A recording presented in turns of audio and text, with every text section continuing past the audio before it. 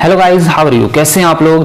तो दोस्तों, ये आपकी सीटेट ईवीएस एनसीईआरटी नोट्स की कंप्लीट वीडियो है और इसके अंदर जो है आपके ईवीएस के कंप्लीटली हैंड रिटन नोट्स जो है तैयार किए गए हैं और पूरी एक ही वीडियो के अंदर जो है आपके 4th क्लास के और 5th क्लास के एनसीईआरटी बुक्स से बने हुए हैंड रिटन नोट्स जो है कवर किए गए हैं। तो बिल्कुल जो है इसमें आपके कंप्लीटली नोट्स आपको मिलने वाले हैं। तो अगर आप जो है ये पूरी सीरीज तैयार कर लेते हैं, यानी कि ये पूरी वीडियो के अंदर जो है आपके कंप्लीटली नोट्स हैं, तो आपका जो कंटेंट वाला पोर्शन होता है जो कि सीटेट ईवीएस में 30 नंबर का मतलब कंप्लीटली आपका ईवीएस होता है, उसमें 15 नंबर की आपकी पेडागोजी है और 15 नंबर का आपका कंटेंट है। तो जो आपका 15 नंबर का कंटेंट है उसमें से लगभग 12 से 13 नंबर, 15 में से 12-13 नंबर आपके कंप्लीटली आ जाएंगे, फंस जाएंगे इसी के अंदर से। तो इसलिए आप जो है इस वीडियो को पूरा देखें और इन नोट्स को बिल्कुल जो है आप तैयार करें। बिल्कुल एक एक चैप्टर के हैंड रिटन नोट्स बनाए गए हैं और एक एक पॉइंट को उठाया गया है। बहुत ही ज्यादा इंपॉर्टेंट नोट्स हैं, तो कंप्लीटली आप जो है इसको देखें। नए भाई तो चैनल को सब्सक्राइब कर लो और बेल आइकन को प्रेस कर लो ताकि आने वाली वीडियोस की नोटिफिकेशन आपको मिलती रहे। वीडियो थोड़ी सी लंबी हो सकती है लेकिन आपके लिए बहुत ही ज्यादा इंपॉर्टेंट है। ये सिर्फ केवल लगभग डेढ़ घंटे की लगभग वीडियो है और आपके 15 में से 12-13 नंबर आपके सीटेट में कंप्लीटली तैयार कर सकती है। तो बहुत ही ज्यादा मायने रखती है, इसलिए आप जो वीडियो को पूरा देखें, चाहे आप 2 बार में देखो या 3 बार में देखो। अगर आपको एक साथ में 1.5 घंटा लगातार टाइम नहीं मिलता तो आप इसको 2 बार में देखो, 3 बार में देखो, आधा आधा करके देख लो, लेकिन देख जरूर लेना क्योंकि बहुत ही ज्यादा इंपॉर्टेंट आपके लिए है। तो चलिए शुरू करते हैं। और जिन लोगों को नोट्स चाहिए होंगे भाई वो इस नंबर पे व्हाट्सएप मैसेज कर सकते हैं। तो नंबर आप नोट कर लीजिए, बाकी चीजें आपको वहीं पर बता दी जाएंगी। क्या आपकी कॉस्ट रहेगी, किस तरह से आपको पेमेंट करना है और किस तरह से आपको नोट्स प्रोवाइड होंगे, वो सब जानकारी आपको वहीं पर दे दी जाएंगी। कंप्लीटली आपको सीटेट के नोट्स मिल जाएंगे। अब आपके पास टाइम भी कम बचा है तो जल्दी से जल्दी सब लोग नोट्स ले लो। बहुत ही बेहतरीन और जबरदस्त नोट्स हैं, पूरे सीटेट कवर आपका हो जाएगा। तो चलिए शुरू करते हैं क्लास। आपका जो है पहला चैप्टर है चलो चलें स्कूल। तो ये जो है बहुत ही इंटरेस्टिंग इसमें नाम बनाए जाते हैं जो एनसीईआरटी बुक्स होती है आपकी। तो पहला ही आपका चैप्टर है चलो चलें स्कूल। तो इस चैप्टर के अंदर जो है आपके स्कूल जाने के साधन किस तरह से जो है अलग अलग क्षेत्रों में, भारत के अलग अलग क्षेत्रों में, अलग अलग राज्यों में किस तरह से बच्चे जो है स्कूल पहुंचते हैं, उनके तरीके क्या है, वो सारे जो है इस चैप्टर में बताए गए हैं। तो जैसे कि आप देख सकते हैं स्कूल पहुंचने के साधन, तो साधन के बारे में बात कर रहे हैं। तो जैसे पहले पे दिया है इसने फर्स्ट पॉइंट, बांस और रस्सी से बना पुल। तो ये कहाँ पे यूज होता है? असम में। तो मतलब ये है कि असम में जो है जब बच्चे स्कूल जाते हैं तो वो किस तरह के साधन यूज करते हैं? बांस और रस्सी से बने पुल को पार करके वो स्कूल पहुंचते हैं। और ऐसा इसलिए होता है क्योंकि वहां पे वर्षा बहुत ज्यादा होती है। जो असम है आप अच्छी तरह से जानते होंगे, वहां पे बारिश बहुत ज्यादा होती है, इसलिए जो है वहां पे रस्सी और बांस के पुल बनाए जाते हैं जिससे कि उनके ऊपर से बच्चे जाते हैं और वहां से स्कूल पहुंचते हैं। चलिए इसकी पिक्चर मैं आपको दिखा देता हूं। हाँ, तो यहां से आप देख सकते हैं इस तरह की पिक्चर है। तो इस तरह से जो है वहां पे पुल बनाए जाते हैं असम में बांस और रस्सी से। तो इसके ऊपर से जो है गुजर के इस तरह से बच्चे जो है अपने स्कूल पहुंचते हैं। तो बहुत ही ज्यादा इंपॉर्टेंट है, ये प्रश्न आपके एग्जाम में पूछे जाते हैं और सीटेट में तो कम से कम भी नहीं तो 6-7 बार ये प्रश्न आ चुका है आपका। सेकेंड है आपका ट्रॉली। तो ट्रॉली का यूज किया जाता है आपका लद्दाख में। तो जैसे कि आप जानते हैं लद्दाख जो है वो आपका पहाड़ी क्षेत्र होता है, तो उसमें जो है आपका ट्रॉली यूज की जाती है एक वैली से दूसरी वैली पर पहुंचने के लिए। जैसे कि यहाँ पे आप देख सकते हैं इस तरह से, तो एक पहाड़ी से दूसरी पहाड़ी पर जब पहुंचना होता है तो वो ट्रॉली का यूज करते हैं, इस तरह के ट्रॉली का। और इसके अंदर जो है 3-4 बच्चे जो है बैठ जाते हैं, 4-5 बच्चे, और वो एक तरफ से दूसरी तरफ पहुंच जाती है। तो इस तरह की जो है ट्रॉली का यूज किया जाता है आपका लद्दाख में। तो मेनली जो याद रखना है आपको, सिर्फ 2 चीजें याद रखनी है। एक तो रखनी है आपको ट्रॉली और दूसरा लद्दाख। यानी कि ये भी पूछ सकता है ट्रॉली का यूज कहाँ किया जाता है? लद्दाख में। और लद्दाख में स्कूल बच्चे पहुंचते हैं किस साधन से? तो ट्रॉली से। तो ये दोनों जो है इस तरह से आपको याद रखने हैं। आगे आपका सीमेंट का पुल। तो सीमेंट का पुल जो है वो यूज किया जाता है आपका सामान्य क्षेत्रों में। अक्सर जो है आप देख सकते हैं जो हमारे प्लेन क्षेत्र होते हैं वहां पे वल्लम जो होती है वो एक लकड़ी से की बनी हुई छोटी नाव होती है जिसका यूज होता है आपका केरल में। तो वहां भी जो है नदी पार करने के लिए जो है वल्लम का यूज किया जाता है। तो इसकी पिक्चर भी मैं आपको दिखा देता हूं। तो ये होती है आपकी वल्लम। तो ये केरल में आपका यूज किया जाता है। यहाँ पे जो है नदी पार करके, छोटी नहरें जो होती हैं उनको पार करके बच्चों को स्कूल पहुंचना पड़ता है। तो इसलिए वहां पे इस तरह की जो है वल्लम नाम की जो है एक नाव होती है, उसको नाम दिया है उन्होंने वल्लम का। तो इसका यूज वहां पे करते हैं केरल में। इसके आगे उन्होंने दिया है ऊंट गाड़ी जो है वो आपके राजस्थान में यूज होती है। तो राजस्थान में जैसे आप जानते हैं कि रेगिस्तान इलाका है, तो वहाँ पर रेत काफी ज्यादा होता है, तो इसलिए वहाँ पे ऊंट गाड़ी यूज होती है। जैसे कि आप जानते हैं कि ऊंट जो है वो रेगिस्तान का जहाज बोला जाता है। तो ऊंट जो है अच्छे से ट्रैवलिंग कर लेता है, अच्छे से गाड़ी को खींचता है, चलता है काफी समय तक, तो इसलिए वहाँ पे राजस्थान में जो है ऊंट गाड़ी का प्रयोग करते हैं। बैलगाड़ी का यूज आपका मैदानी इलाकों में, यानी कि जो भी प्लेन आपका है, जितने भी आपके एरियाज हैं प्लेन वाले, वहाँ पे नॉर्मल यूज होते हैं। वैसे आजकल नहीं होते बैलगाड़ी का, लेकिन अक्सर जो है वो भी जो अभी भी पिछड़े इलाके हैं, ये जो गांव ग्राम के हैं, वहां पे आज भी यूज होता है। और आगे दिया है उबड़ खाबड़ पथरीले रास्ते, तो ये होते हैं आपके उत्तराखंड की पहाड़ियों में, यानी कि उत्तराखंड में जो है पहाड़ी क्षेत्र है आपका, इसलिए उबड़ खाबड़ रास्ते होते हैं वहां पे, तो इस तरह के जो साधन वहां पे पहुंचने के हैं। तो इसमें तो यही चीज आपकी बनती है। प्रश्न सेकेंड आपका चैप्टर है, पार्ट नंबर 2 है आपका कान में। तो बहुत ही इंटरेस्टिंग नाम लग रहा है जैसे सुनने से, तो कान का मतलब क्या है, तो इसमें कान के बारे में थोड़ी सी पक्षियों के इस तरह से जो है बातें की गई हैं। चलिए देखते हैं इस चैप्टर में आपका क्या बताया गया है। तो इसमें बताया गया है कि किसके सर पर आंखें होती हैं और छेद यानी कि कान जो है वो पंखों से ढके होते हैं, तो वो होते हैं आपके पक्षियों के। तो पक्षियों की आंखें जो होती हैं वो सिर पर होती हैं, जैसे कि ह्यूमन बीइंग की जो है वो फेस पे होती है आगे, लेकिन जो पक्षी होते हैं उनके सर पे होती है, उनके सिर पे के ऊपर जो है वो आंखें होती हैं। और उनके जो कान होते हैं, जिसको छेद भी बोल रहे हैं, कान जो है उनके पंखों से ढके होते हैं, इसलिए हमें दिखाई नहीं देते। अक्सर आपने देखा होगा जो चिड़िया है, कौवा है, उस तरह के जो भी पक्षी हैं, उनके कान हम लोग देख नहीं पाते, क्योंकि वो कान जो है उनके बहुत छोटे होते हैं और पंखों से ढके होते हैं। आगे उसमें दिया है उसने कि छिपकली के कान भी जो है वो इसी प्रकार के होते हैं, जैसे इसमें बात की गई है, छोटे छोटे होते हैं जो दिखते नहीं हैं। और मगरमच्छ की आंखें भी इसी प्रकार की होती हैं, इसलिए हम उन्हें देख नहीं पाते। और यहाँ पे दिया है आपका कि जानवरों की त्वचा पर जो डिजाइन होते हैं वो किस कारण से होते हैं, वो बालों के कारण होते हैं। तो ये बिल्कुल आप याद रखें, क्योंकि ये प्रश्न जो है आपका बहुत ज्यादा बार प्रश्न जो है सीटेट में पूछा जा चुका है और ये बहुत ज्यादा आता है आपका। तो कुछ बुक्स में जो है आपका दिया होता है कि वहां की जलवायु के कारण हो जाते हैं, कुछ में दिया होगा कि धूप के कारण हो जाते हैं। तो बिल्कुल कोई भी वहां से आपको देखने की जरूरत नहीं है, बिल्कुल रॉन्ग आंसर है। आपको बिल्कुल एनसीईआरटी से पूछा जाता है, और एनसीईआरटी में दिया है आपका कि बालों के कारण होते हैं। जैसे कि आपके जो है टाइगर होता है, उसके शरीर पर जो है इस तरह से निशान होते हैं, बिल्ली के होते हैं, आपका जो है अलग अलग जो भी आपके हिरन है, जैसे उसके शरीर पर जो है अलग अलग डिजाइन होते हैं, वो सब किसके कारण होते हैं, उनके बालों के कारण होते हैं, उनके शरीर पर जो डिजाइन बनते हैं। चलिए नेक्स्ट आते हैं। नेक्स्ट है आपका वे जानवर जिनके शरीर पर बाल होते हैं तथा कान बाहर दिखाई देते हैं, तो वे जो है बच्चे देते हैं, बच्चे को जन्म देते हैं। तो ये बिल्कुल ध्यान से देखें, ये बहुत इंपॉर्टेंट है। जो जानवर जो है जिनके शरीर पर बाल होते हैं, समझ रहे हो, और उनके कान जो है वो बाहर दिखाई देते हैं, जैसे गाय, भैंस, हाथी, बकरी, जो भी आपके पशु हैं, उनके कान जो है वो थोड़े बड़े होते हैं और जिन्हें हम देख पाते हैं, समझ रहे हो। लेकिन जो पक्षी होते हैं उनके कानों को हम देख नहीं पाते, उनके कान बहुत ज्यादा छोटे होते हैं। तो इन्होंने कहा कि जिनके कान बाहर होते हैं वो बच्चे को जन्म देते हैं, और जिनके कान बाहर नहीं होते वे अंडे देते हैं। जैसे कि आपका छिपकली है, तो छिपकली के कान बाहर नहीं होते, वो अंडे देती है। इसी तरह से जो है आपके जो चिड़िया होती हैं, जो आपके कौवा है और बाज है, कबूतर है आपका, इस तरह के जितने भी जो चीजें हैं जिनके कान बहुत छोटे छोटे होते हैं, जो बाहर हमें दिखाई नहीं देते, तो वो सब अंडे देते हैं। तो ये बिल्कुल इसमें पूछा गया है, मतलब इस तरह के प्रश्न आपके आते हैं। चलिए नेक्स्ट आपका चैप्टर है, नेक्स्ट चैप्टर आपका नंदू हाथी। तो ये हाथी के बारे में इसमें कोई जानकारी दी गई है।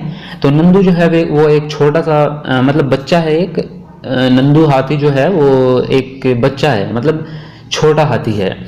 तो इसमें दिया है कि हाथियों के झुंड की सरदार कौन होती है, तो उसकी सरदार होती है सबसे बड़ी बूढ़ी मादा हाथी। यानी कि जो झुंड होता है, तो झुंड में जो है 10, 12 या 14, 15 जो है हाथी होते हैं, जिसमें कि सारी मादा होती हैं और कुछ उसमें बच्चे होते हैं।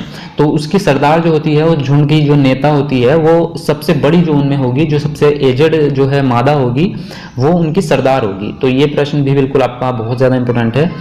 आगे उसने दिया कि नर हाथी झुंड कब छोड़ देते हैं। तो जो नर हाथी होते हैं वो 14-15 साल की आयु में जो है वो छोड़ देते हैं झुंड को छोड़ के। इसीलिए अभी हमने कहा है कि जो हाथियों का झुंड होता है उसमें केवल मादा हाथी होती हैं और कुछ बच्चे होते हैं, क्योंकि जो नर होते हैं जब वो बड़े हो जाते हैं तो वो झुंड को छोड़ के चले जाते हैं। 14-15 साल के जब हो जाते हैं, 14-15 साल के हाथी, तो वो झुंड को छोड़ के चले जाते हैं। आगे उसने दिया है कि एक वयस्क हाथी एक दिन में कितना खाना खाता है या कितना भोजन करता है, तो 100 किलोग्राम पत्तियां और टहनियां जो है खा जाता है एक वयस्क हाथी, यानी कि एक बड़ा हाथी है वो 100 किलोग्राम खाना डेली का खा जाता है प्रतिदिन। और एक हाथी एक दिन में कितना सोता है, तो वो 2 से 4 घंटे आपका सोता है। तो ये बिल्कुल इंपॉर्टेंट चीज़ है आपकी, ये याद रखना पड़ेगा आपको।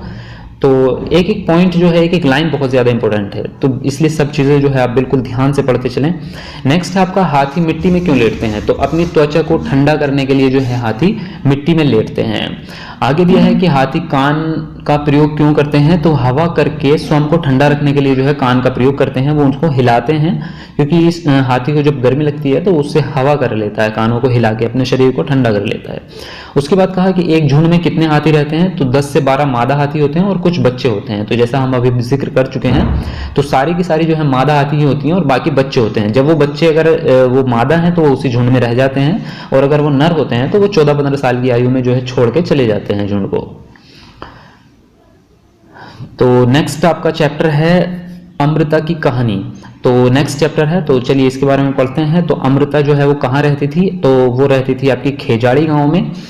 और खेजाड़ी गांव कहाँ पे आपका, तो राजस्थान में है, जोधपुर के पास। तो ये गांव की जो जगह है, जितनी भी जगहों के चैप्टर इसमें नाम आएंगे, इसी में नहीं बल्कि आगे भी जो पूरी सीरीज चलेगी उसमें जितनी भी जगहों के नाम याद आएंगे वो सब आपको याद रखने हैं, क्योंकि ये प्रश्न बहुत ज्यादा पूछ लिए जाते हैं कि कौन सी जगह कहाँ पे है। तो खेजाड़ी गाँव जो है वो आपका राजस्थान में है और जोधपुर के पास है। तो खेजाड़ी गांव में जो है 300 साल पहले घर किस प्रकार के बनाए जाते थे, वो लकड़ी से बनाए जाते थे आपके। नेक्स्ट है आपका खेजाड़ी में कौन लोग रहते थे, तो बिश्नोई लोग रहते थे।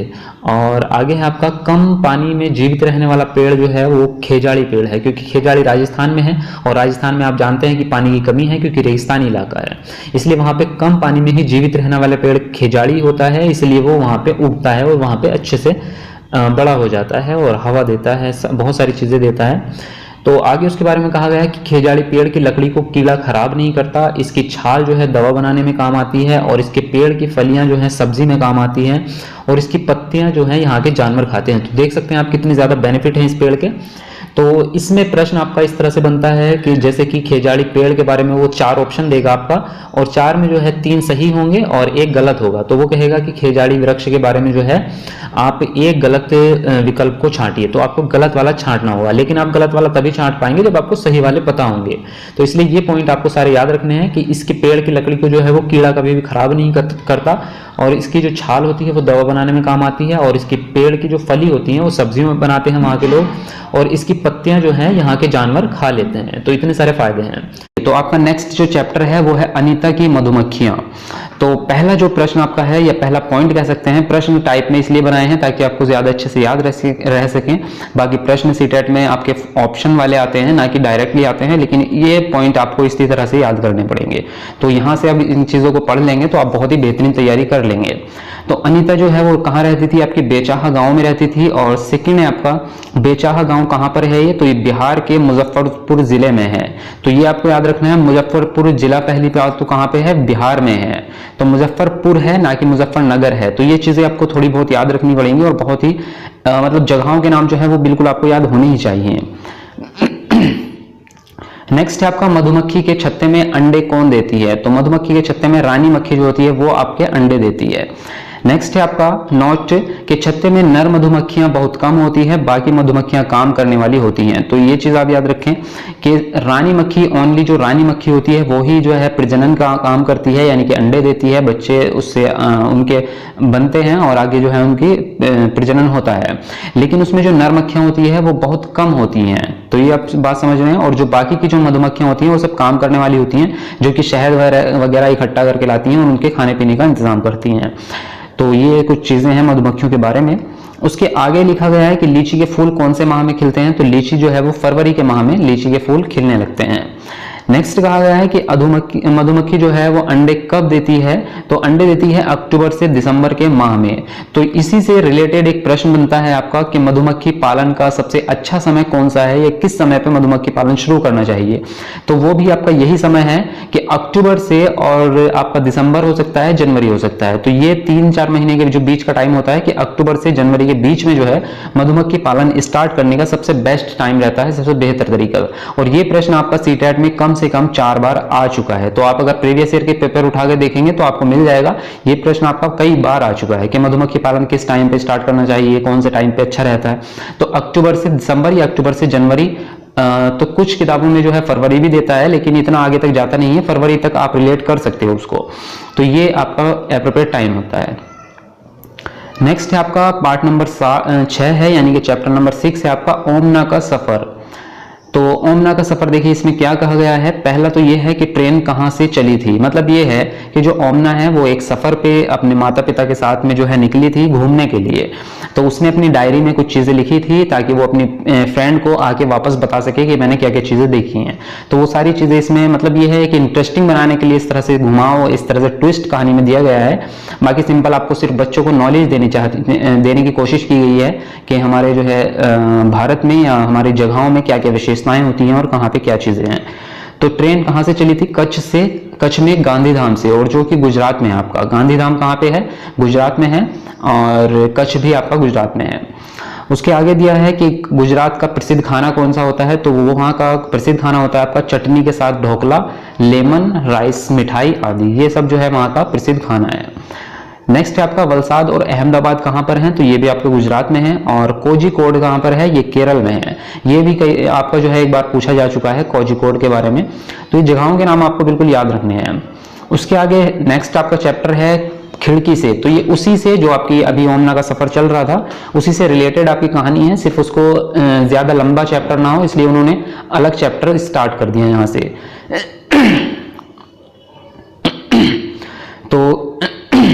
तो इस चैप्टर में देखते हैं क्या कहा गया है। तो पहला पॉइंट है आपका मडगांव कहाँ पर है, तो मडगांव जो है वो आपका गोवा में है। नेक्स्ट है आपका गोवा से केरल के रास्ते में कितनी सुरंगें और पुल हैं, तो गोवा से केरल के रास्ते में जो है आपकी 52 सुरंगें आती हैं और आपके 2000 पुल आते हैं। तो ये बिल्कुल आपको याद रखना है और ये प्रश्न भी आपका सीटेट में आ चुका है, 52 सुरंगें और 2000 पुल। नेक्स्ट है आपका कोझिकोड कहाँ स्थित है, तो कोझिकोड जो है वो आपका मालाबार तट पर दक्षिण भारत के केरल राज्य में स्थित है। तो ये चीजें आपको याद रखनी है। नेक्स्ट है आपका कोझिकोड को और क्या कहते हैं, तो कोझिकोड का दूसरा नाम है कैलीकट, तो ये भी आपको याद रखना है। नेक्स्ट पॉइंट है आपका गुजरात से केरल तक के रास्ते में ट्रेन किन किन राज्यों से गुजरती है, तो आपके महाराष्ट्र, गोवा और कर्नाटक से गुजरती है। ये प्रश्न भी आपका सीटेट में आ चुका है, महाराष्ट्र, गोवा और कर्नाटक से गुजरती है। तो ये चीज आपको याद रखनी है।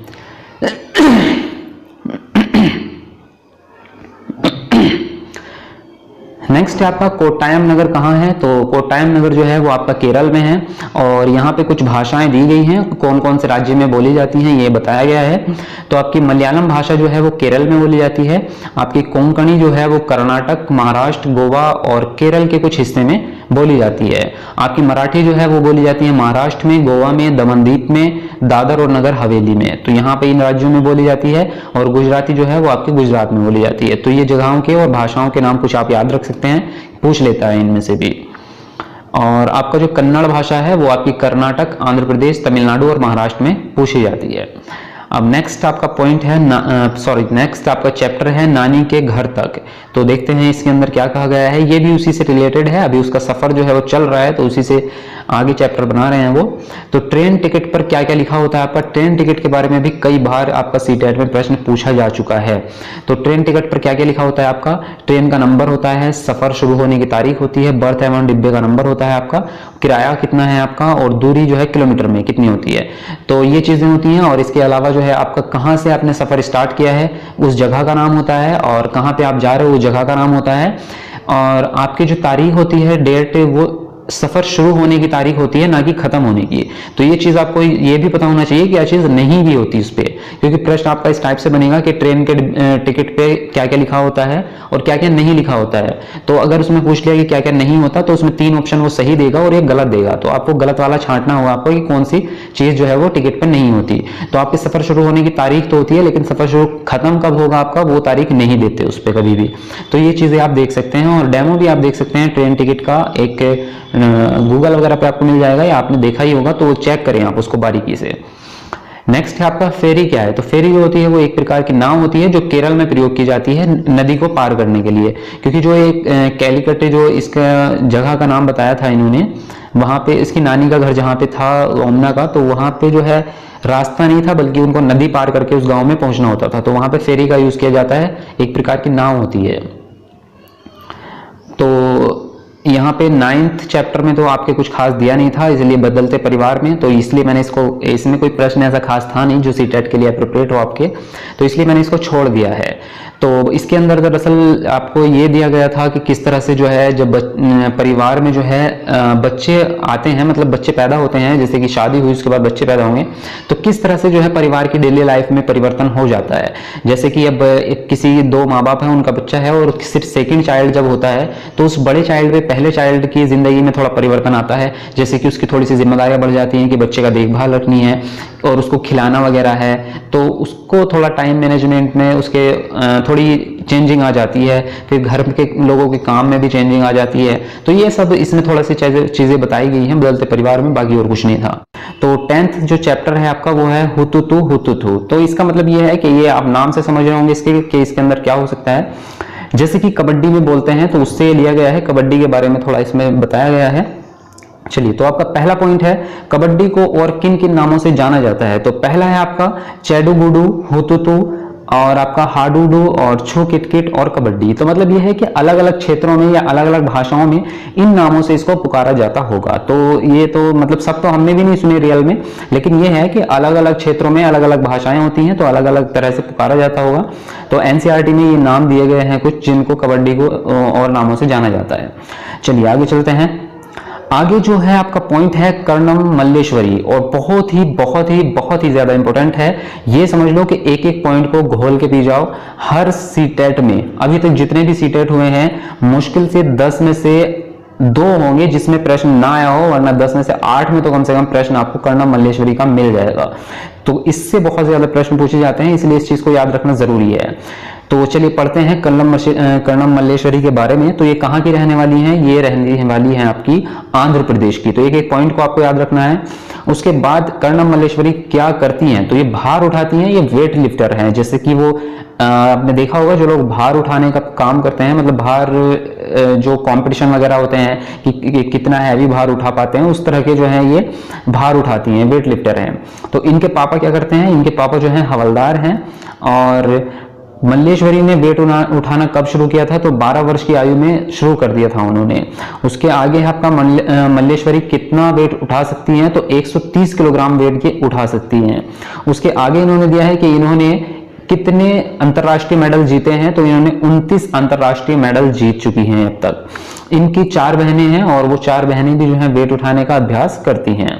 तो ये कुछ पॉइंट दिए हैं कर्णम मल्लेश्वरी के बारे में। तो इसमें प्रश्न इस प्रकार से बनता है आपका कि कौन सा कथन आपका कर्णम मल्लेश्वरी के बारे में सही नहीं है। तो उसमें 4 ऑप्शन में आपके 3 तो आपके बिल्कुल राइट देगा जो यहाँ पे दिए गए हैं, और 1 आपको गलत देगा। तो वो गलत वाला आपको देखना होगा। जैसे कि यहाँ पे दिया है कि आंध्र प्रदेश की रहने वाली है, तो एक लाइन में वो दे देगा कि मल्लेश्वरी जो है वो गुजरात की रहने वाली है। तो समझ जाओगे अगर आपको पता है कि ये जो गलत ऑप्शन है कि गुजरात की नहीं है, तो वो आपको वहां पे देख सकते हो। तो इस तरह से यहाँ से प्रश्न बनता है।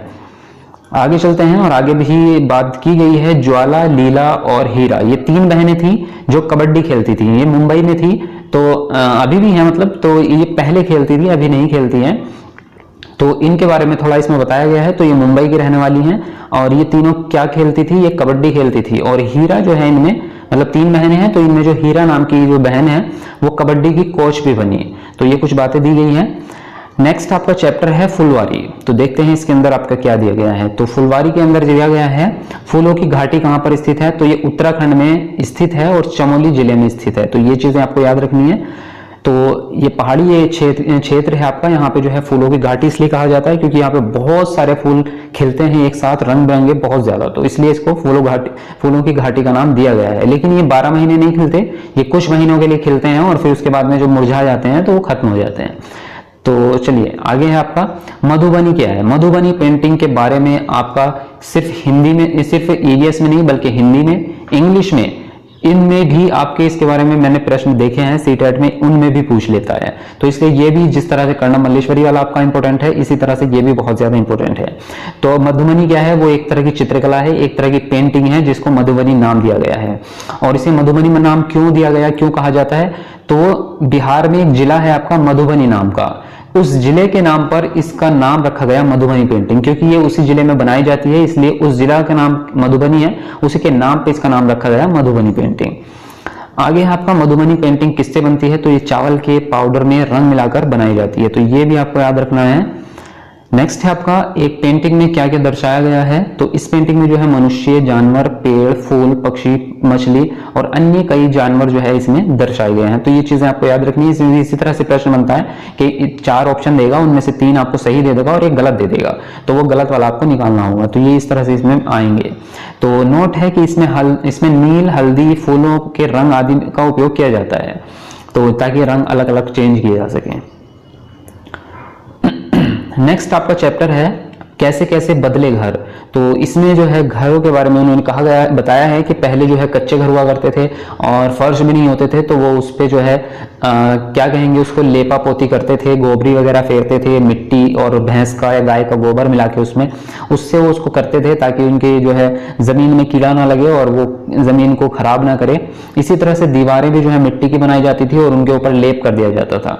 तो वो सब चीजें इसमें बताई गई हैं। और आजकल उसके बाद कैसे कैसे डेवलप हुआ, कैसे कैसे घर बदलते चले गए और आजकल जो है नए नए मतलब सीमेंटेड घर हैं, कांच के घर बनने लगे हैं, उस तरह से। तो पहला पॉइंट है आपका गाजी खान अब कहां पर स्थित है, तो गाजी खान जो है अब ये जगह जो है पाकिस्तान में है, पहले ये इंडिया में हुआ करती थी। तो जिन्होंने अपने बारे में ये कहानी बताई है वो वहीं के रहने वाले थे गाजी खान के, तो वो पहले तो हिंदुस्तान में थे लेकिन जब बंटवारा हुआ तो वो पाकिस्तान में चले गए। तो नेक्स्ट है आपका पहले लोग कच्चे घरों के दीवारों व फर्श पर गोबर व मिट्टी का लेप क्यों करते थे, जैसा जैसा हमने अभी जिक्र किया है, तो वो इसलिए करते थे ताकि गोबर मिलाने से मिट्टी में कीड़ा नहीं लगता। तो अगर वो गोबर को केवल गोबर को ही लेपापोती कर देंगे तो उसमें कीड़ा लग जाएगा, सॉरी मिट्टी का अगर लेप करेंगे तो मिट्टी में कीड़ा लग जाता है, तो इसलिए वो उसमें गोबर मिला देते थे ताकि मिट्टी को कीड़ा ना लगे। नेक्स्ट है आपका लकड़ी की छत को दीमक से बचाने के लिए क्या करते हैं, तो उसमें जो है नीम या कीकर की लकड़ियां बिछा देते हैं वो, तो उससे कीड़ा नहीं लगता है उसकी वजह से। नेक्स्ट है आपका नेक्स्ट चैप्टर है आपका पहाड़ों से समुद्र तक। तो इसके अंदर जो है थोड़ा ये बताया गया है कि किस तरह से जो है नदी वदी में जो है नदी का पानी, मतलब इसमें ये बताया गया है कि प्रदूषण के बारे में ज्यादा बताया गया है। इसमें वैसे प्रश्न कोई ऐसा था नहीं जो सीटेट के लिए अप्रोप्रिएट हो, मैं बता देता हूँ इसमें क्या था। इसमें ये बताया कि पहाड़ों से लेकर जब नदी निकलती है और आपका शहरों से होकर गुजरती है तो पहाड़ों के पास जो है वो उसका पानी बहुत ज्यादा शुद्ध रहता है, वहां पे पेड़ पौधे ज्यादा होंगे।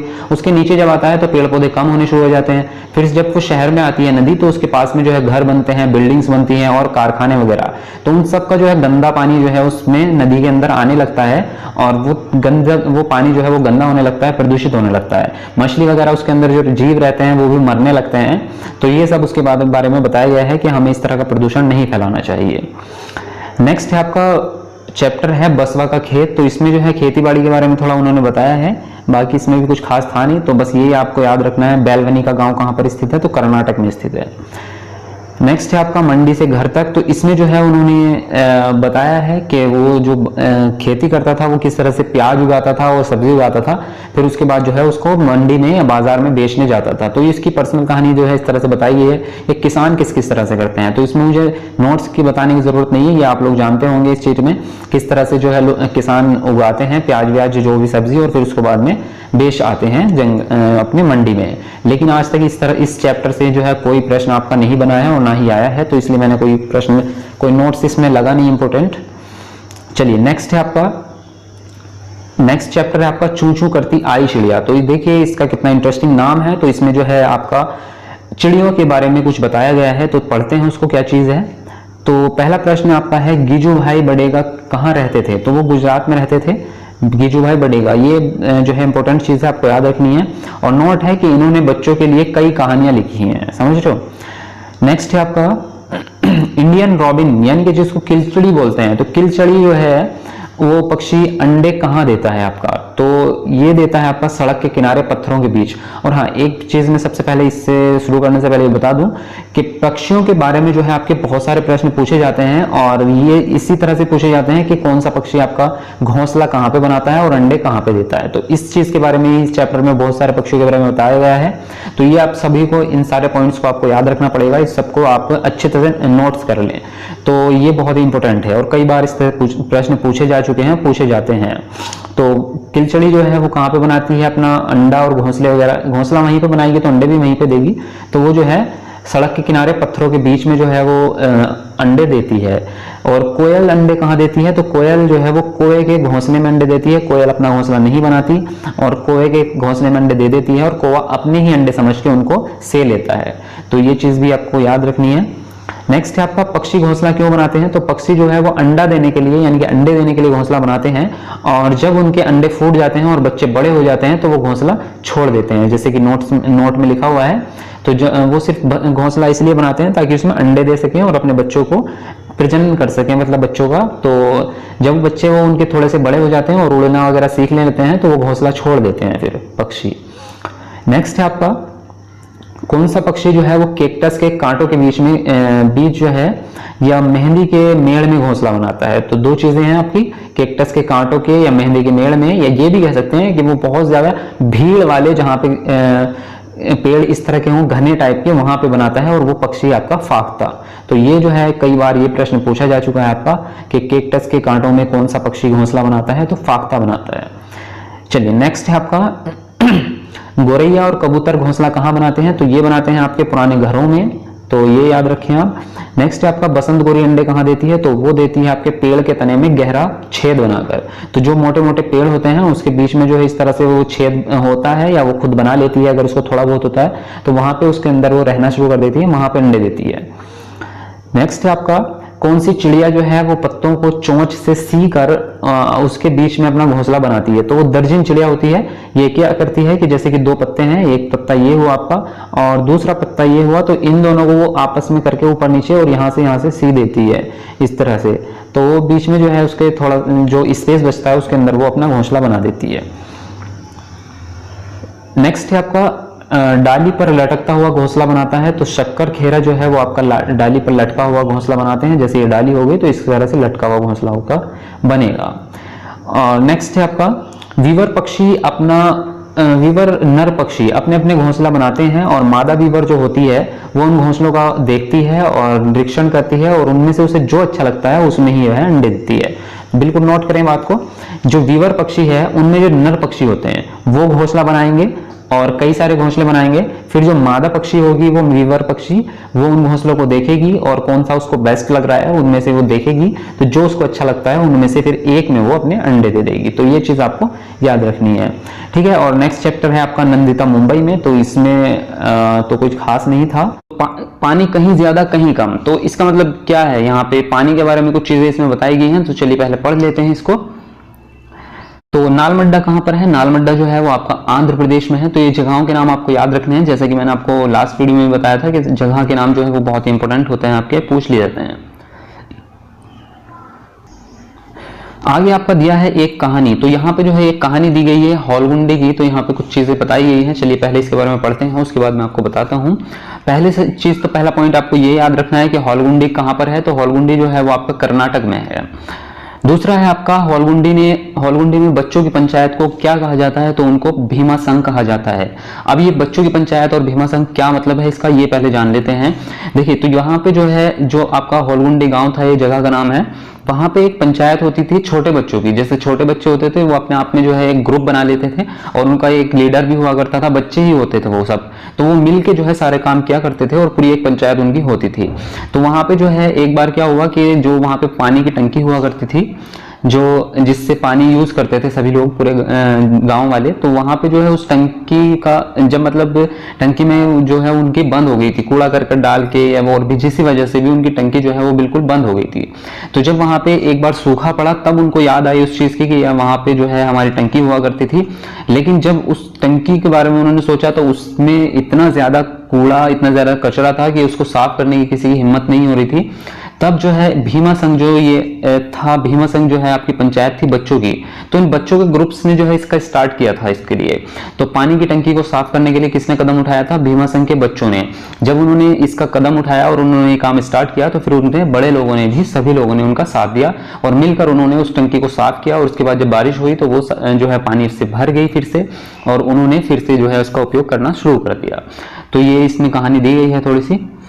चलिए नेक्स्ट है आपका पार्ट 19 है आपका जड़ों का जाल। तो इसमें देखिए क्या कहा गया है, पहला आपका पॉइंट है इसमें, बरगद की लटकी हुई शाखाएं क्या होती हैं, तो वो जड़ें होती हैं। तो ये मतलब ये आपको बिल्कुल याद रखना है। ये प्रश्न बरगद के बारे में जो है आपका काफी बार सीटेट में आ चुका है, आई थिंक 5-6 बार तो कम से कम आ ही चुका है। तो ये आपको बिल्कुल याद रखना है। तो बरगद की जो लटकी हुई पेड़ होती हैं, जड़ें होती मतलब जो शाखाएं होती हैं वो जड़ें ही होती हैं उसकी ऊपर से, और वो उसको सहारा भी देती हैं। तो इस तरह के 4-5 पॉइंट वो देता है। तो जैसे 4 पॉइंट आते हैं तो 4 में से 3 सही देगा और 1 गलत दे देगा। अब वो पूछ लेगा कि बरगद के पेड़ के बारे में कौन सी पॉइंट जो है या कौन सा कथन आपका गलत है, तो गलत वाला आपको छांटना होगा। इस तरह से इसका प्रश्न बनता है आपका। नेक्स्ट है आपका राजस्थानी ओक, सॉरी यहाँ पे मिस्टेक, हाँ रेगिस्तानी ओक है ये, वैसे जो भी यहाँ पे मिस्टेक था लिखना छूट गया है। तो रेगिस्तानी ओक बोलते हैं इसको। तो रेगिस्तानी ओक पेड़ जो है वो कहाँ पे पाया जाता है, ये आपका पाया जाता है ऑस्ट्रेलिया में।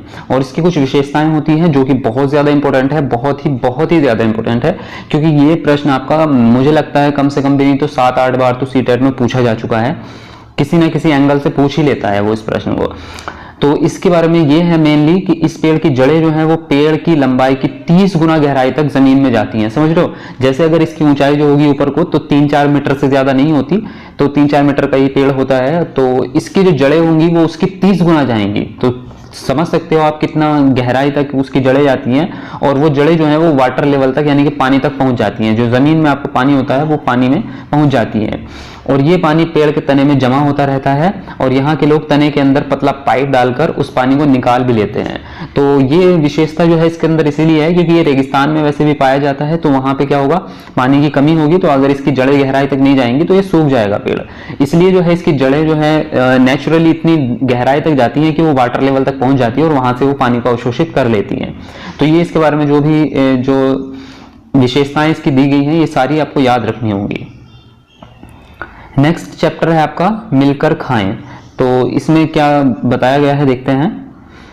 इसमें आपका पहला पॉइंट है बिहू त्योहार कहाँ और कब मनाया जाता है। तो ये जो है असम में मनाया जाता है, और चावल की फसल आने के बाद जो है आने पर मनाया जाता है 14 से 15 जनवरी को। और 1 से 2 माघ जो है ये असम कैलेंडर के हिसाब से उनका है, 1 से 2 माघ को मनाया जाता है, और इंग्लिश कैलेंडर के हिसाब से 14 से 15 जनवरी को। तो ये डेट आप याद रख सकते हैं। नेक्स्ट आपका भेलाघर किससे बनता है। तो भेलाघर जो है वो बांस से बनता है, वो उनका कुछ होता है जो उस पे त्योहार पे ही वो बनाते हैं उसको। नेक्स्ट आपका चैप्टर है खाना खिलाना। तो इसके अंदर कुछ ऐसा था नहीं नोट्स बनाने लायक। इसमें दरअसल जो गुरुद्वारे वगैरह में और जो त्योहार पे किसी पे भंडारा वगैरह होता है ना, तो वहां पे सब लोग मिलके और खाते हैं और खिलाते हैं। सभी लोग जो है मिलके खाना बनाते हैं, और फिर सारे जितने भी कल्चर के लोग मतलब पास पड़ोस के जितने भी होते हैं सब लोग वहां पे आके खाते हैं। तो वो चीजें इसमें बताई गई हैं। नेक्स्ट चैप्टर है आपका दुनिया मेरे घर में। तो इसमें जो है टीवी और दूरसंचार के बारे में बताया गया है। तो आजकल भी इसके प्रश्न जो है बिल्कुल सीटेट में पूछे नहीं जा रहे हैं। तो वैसे बेसिकली अगर पूछे भी गए तो इतनी नॉलेज आपको होगी कि हम टेक्निकल किन किन चीजों का यूज कर रहे हैं। तो इसमें टीवी का जिक्र किया गया है। तो आजकल तो वैसे भी टीवी का बहुत कम प्रचलन हो गया है। आजकल मोबाइल्स और लैपटॉप्स और ये सब चीजें ज्यादा प्रचलन में है, तो ये समझ सकते हो आप लोग। चलिए नेक्स्ट आपका चैप्टर है पोचमपल्ली। तो पोचमपल्ली में क्या बताया गया है देखते हैं। ये पोचमपल्ली जो है वो एक जगह का नाम है, तो वहां की जगह के बारे में कुछ बताया है इन्होंने। तो मुख्तारपुर गांव कहां पर है आपका। तो आंध्र प्रदेश के पोचमपल्ली कस्बे में था। कहां पे था ये आपका जो है आंध्र प्रदेश के पोचमपल्ली कस्बे में था, और अब ये तेलंगाना राज्य में आ चुका है मुख्तारपुर। तो ये चीज आपको याद रखनी है। अभी मतलब अभी जो है प्रेजेंट में ये तेलंगाना में है, तो ये आप याद रखें। नेक्स्ट है आपका यहाँ के पारस्परिक व्यवसाय क्या क्या है। तो यहाँ के जो है पारंपरिक नहीं, मिस्टेक हो गया, पारंपरिक यानी कि ट्रेडिशनल। तो पारंपरिक व्यवसाय यहाँ के हैं कारपेट, खिलौने, इत्र आदि का बनाना। तो ये जो है ये सब चीजें जो है बनाते हैं यहाँ पे, प्रोडक्शन करते हैं। तो ये यहाँ के जो है ट्रेडिशनल ऑक्यूपेशन है यहाँ के। नेक्स्ट आपका चैप्टर है 24 दूर देश की बात। तो इसमें देखिए क्या कहा गया है। इसमें अबू धाबी के बारे में बताया गया है, जो कि आपका यूएई का एक देश है। यूएई में तो वहां के बारे में कुछ विशेषताएं हैं, और इसके प्रश्न भी आपके काफी पूछ लिए जाते हैं।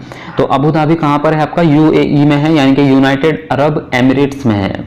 और आगे बताया गया है कि यूएई की राजधानी क्या है। तो अबू धाबी जो है वहां की राजधानी है। जो ये आपका संयुक्त राष्ट्र जो है अरब जो है, जिस तरह से संयुक्त राष्ट्र अमेरिका है आपका, उसी तरह से संयुक्त राष्ट्र अरब भी है आपका। तो अरब में जो है वहां की जो आपकी राजधानी है यूएई की, तो ये जो है अबू धाबी है। और अबू धाबी की जो मुद्रा होती है वो दिरहम में होती है। तो ये प्रश्न बहुत ही इंपॉर्टेंट है, क्योंकि यहाँ पे कुछ जगह पे दिनार वगैरह दे देता है और वो आपसे पूछ लेगा कौन सा सही है कौन सा गलत है, तो उस तरह से आप कंफ्यूज ना हो। तो ये बिल्कुल आपको याद रखना है, अबू धाबी की मुद्रा जो होती है वो दिरहम होती है। उसके बाद उसने कहा है चिट्टप्पन किसे कहते हैं, तो चिट्टप्पन जो है चाचा को कहते हैं मलयालम भाषा में, तो ये आपको याद रखना है। मलयालम भाषा में चाचा को क्या कहते हैं, चिट्टप्पन कहते हैं।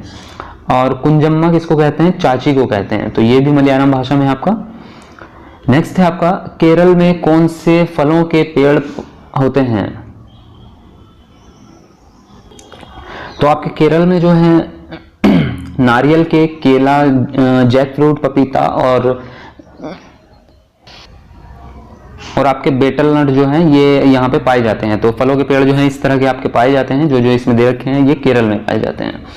नेक्स्ट है आपका केरल के मुख्य मसाले कौन कौन से हैं, तो तेज पत्ता, इलायची, काली मिर्च आदि जो है आपके जो है ये केरल में पाए जाते हैं। उसके बाद इसने कहा है कि अबू धाबी में सर्वाधिक पेड़ कौन से हैं, तो अबू धाबी में जो है खजूर के पेड़ सबसे ज्यादा मिलते हैं, तो ये चीज आप याद रखें।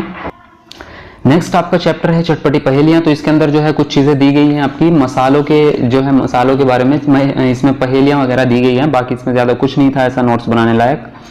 आगे नेक्स्ट आपका चैप्टर है फौजी वहीद है, तो ये आपका जो है इंपॉर्टेंट चैप्टर है और इसको आप याद भी रखें, अच्छा चैप्टर है और इससे प्रश्न आ भी जाता है। तो आपका जो है लेफ्टिनेंट कमांडर वहीदा प्रिज्म कौन है, तो ये भारतीय नौसेना में डॉक्टर हैं। तो ये पहली ही आपकी जो है पहली महिला थी जिन्होंने नेतृत्व किया था परेड का। तो ये भी नेक्स्ट पॉइंट में यही बात कही गई है कि पहली महिला जिन्होंने परेड का नेतृत्व किया था वो कौन थी, वहीदा प्रिज्म थी। इनसे पहले किसी महिला ने कभी भी नेतृत्व नहीं किया था। नेक्स्ट है आपका वहीदा प्रिज्म कहाँ से हैं, तो ये जो है थान मंडी गांव से हैं, और थान मंडी गांव जो है ये आपका कश्मीर में है, शायद दे रखा होगा, हाँ ये रहा। तो थान मंडी गांव जो है वो कहाँ पर है आपका, ये आपका जम्मू कश्मीर के रजौरी जिले में है। तो ये जगह आपको बिल्कुल याद रखनी है सारी की सारी। आगे है आपका परेड में कितने निर्देश होते हैं, तो परेड में जो है कितने कमांड होते हैं, 36। तो ये भी आपको याद रखना है कि 36 जो है आपके निर्देश या कमांड होते हैं परेड के अंदर। नेक्स्ट आपका चैप्टर है कोशिश हुई कामयाब, तो इसके अंदर जो है एक कहानी दी गई है एक बच्ची की जो कि शारीरिक रूप से विकलांग थी, तो फिजिकली हैंडीकैप्ड थी, तो वो स्कूल नहीं जा पाती थी। तो तब जाके उसके दोस्त वगैरह ने, और वो इसलिए नहीं जा पाती थी क्योंकि वहां पे स्कूल जाने के लिए उनको एक नदी पार करनी पड़ती थी, तो वहां से उसको उठा के ले जाना जो है, उसके पिता जो है थक जाते थे उसको ले जाने में, तो इसलिए वो उसको स्कूल नहीं ले जाते थे और वो खुद जा नहीं पाती थी। तो उसके दोस्तों ने जो है कोशिश की थी और दोस्तों ने मिलकर उसका एक पुल बना दिया था, जो नदी थी उसके ऊपर एक पुल बना दिया था, और सबने मिलके तो फिर उसको जो है व्हील चेयर उसके ऊपर से गुजर के चली जाती थी। तो ये सब कहानी जो है इसमें दी गई है। बाकी इसमें पॉइंट जो मेन पॉइंट थे जिसको आपको याद रखना है वो ये है कि तिब्बतन भाषा जो है वो लद्दाख में बोली जाती है, उसे क्या कहते हैं, उसे भूती कहते हैं। मतलब जो आपकी भाषा है तिब्बतन, तो तिब्बत में बोली जा रही है तो उसको तिब्बतन बोल रहे हैं, लेकिन वही भाषा आपकी अगर लद्दाख में बोली जा रही है तो उसको भूती कहते हैं। ये मेन चीज है यहाँ पे। और भूती भाषा में जो है माँ को क्या कहते हैं, तो माँ को कहते हैं आमाले और पिता को कहते हैं आबाले, तो ये आपको याद रखना है। नेक्स्ट है नोट आपका कि लद्दाख को ठंडा रेगिस्तान भी कहा जाता है, तो बिल्कुल जो है ये आपकी इंपॉर्टेंट चीज है और लद्दाख के बारे में हम आगे भी पढ़ेंगे, नेक्स्ट चैप्टर हमारे दिए गए हैं। चलिए, तो फिलहाल जो है यहाँ पे आपके 4th क्लास के चैप्टर जो है नोट्स कंप्लीट हो चुके हैं, और तो यहाँ से आज के कक्षा 5 के स्टार्ट कर रहे हैं हम, तो कक्षा 4 के हम कर चुके हैं लास्ट वीडियोस में। तो इसमें आपका पहला चैप्टर है कैसे पहचाना चींटी ने दोस्त को। तो पहला ही इसका टॉपिक है आपका चींटियां एक लाइन में क्यों चलती हैं। तो इसका आपका पॉइंट ये है कि जब चींटी आगे चलती है तो वह एक प्रकार की गंध छोड़ती है जिससे बाकी चींटियां रास्ते का पता लगाती हैं। मतलब ये है कि जो चींटी होती है, चींटी अक्सर आपने देखा होगा चींटियां जो है हमेशा लाइन में चलती हैं, तो उसका कारण यही होता है कि जो चींटी होती है वो जब चलती हैं तो एक गंध छोड़ती हुई जाती हैं, एक स्मेल छोड़ती हुई जाती हैं। अब उस स्मेल को सूंघ के जो है बाकी चींटियां उसके पीछे पीछे रास्ते में उसी रास्ते पे चलती रहती हैं। तो ये इसका फैक्ट है। नेक्स्ट है आपका कौन सा कीड़ा कई किलोमीटर से अपनी मादा को पहचान लेता है और कैसे। तो रेशम का कीड़ा जो होता है आपका, रेशम का कीड़ा कई किलोमीटर से अपनी मादा को पहचान लेता है, मतलब जो फीमेल होती है उसको पहचान लेता है और वो उसकी गंध से ही पहचानता है। तो ये बिल्कुल आपको ये चीजें सेंसिटिव है, बहुत ही ज्यादा इंपॉर्टेंट भी है, तो ये याद रखनी है आपको, ये बिल्कुल जो है एग्जाम में पूछी ही जाती है आपके। नेक्स्ट है आपका मच्छर मनुष्य को कैसे पहचानता है। तो मच्छर भी जो है मनुष्य को गंध से पहचानता है और तलवे की गंध से, और उसके शरीर की गर्मी से पहचान लेता है। तो ये सब चीजें होती है। नेक्स्ट है आपका कुत्ते अपने क्षेत्र में किसी अन्य कुत्ते के होने की पहचान कैसे करते हैं, तो उसके मलमूत्र से करते हैं। तो कुत्ते जो होते हैं वो उनका एक एरिया होता है अपना कि इतने में जो है उसका बाहर का कोई भी डॉग उसके अंदर नहीं आ पाएगा उसके क्षेत्र में।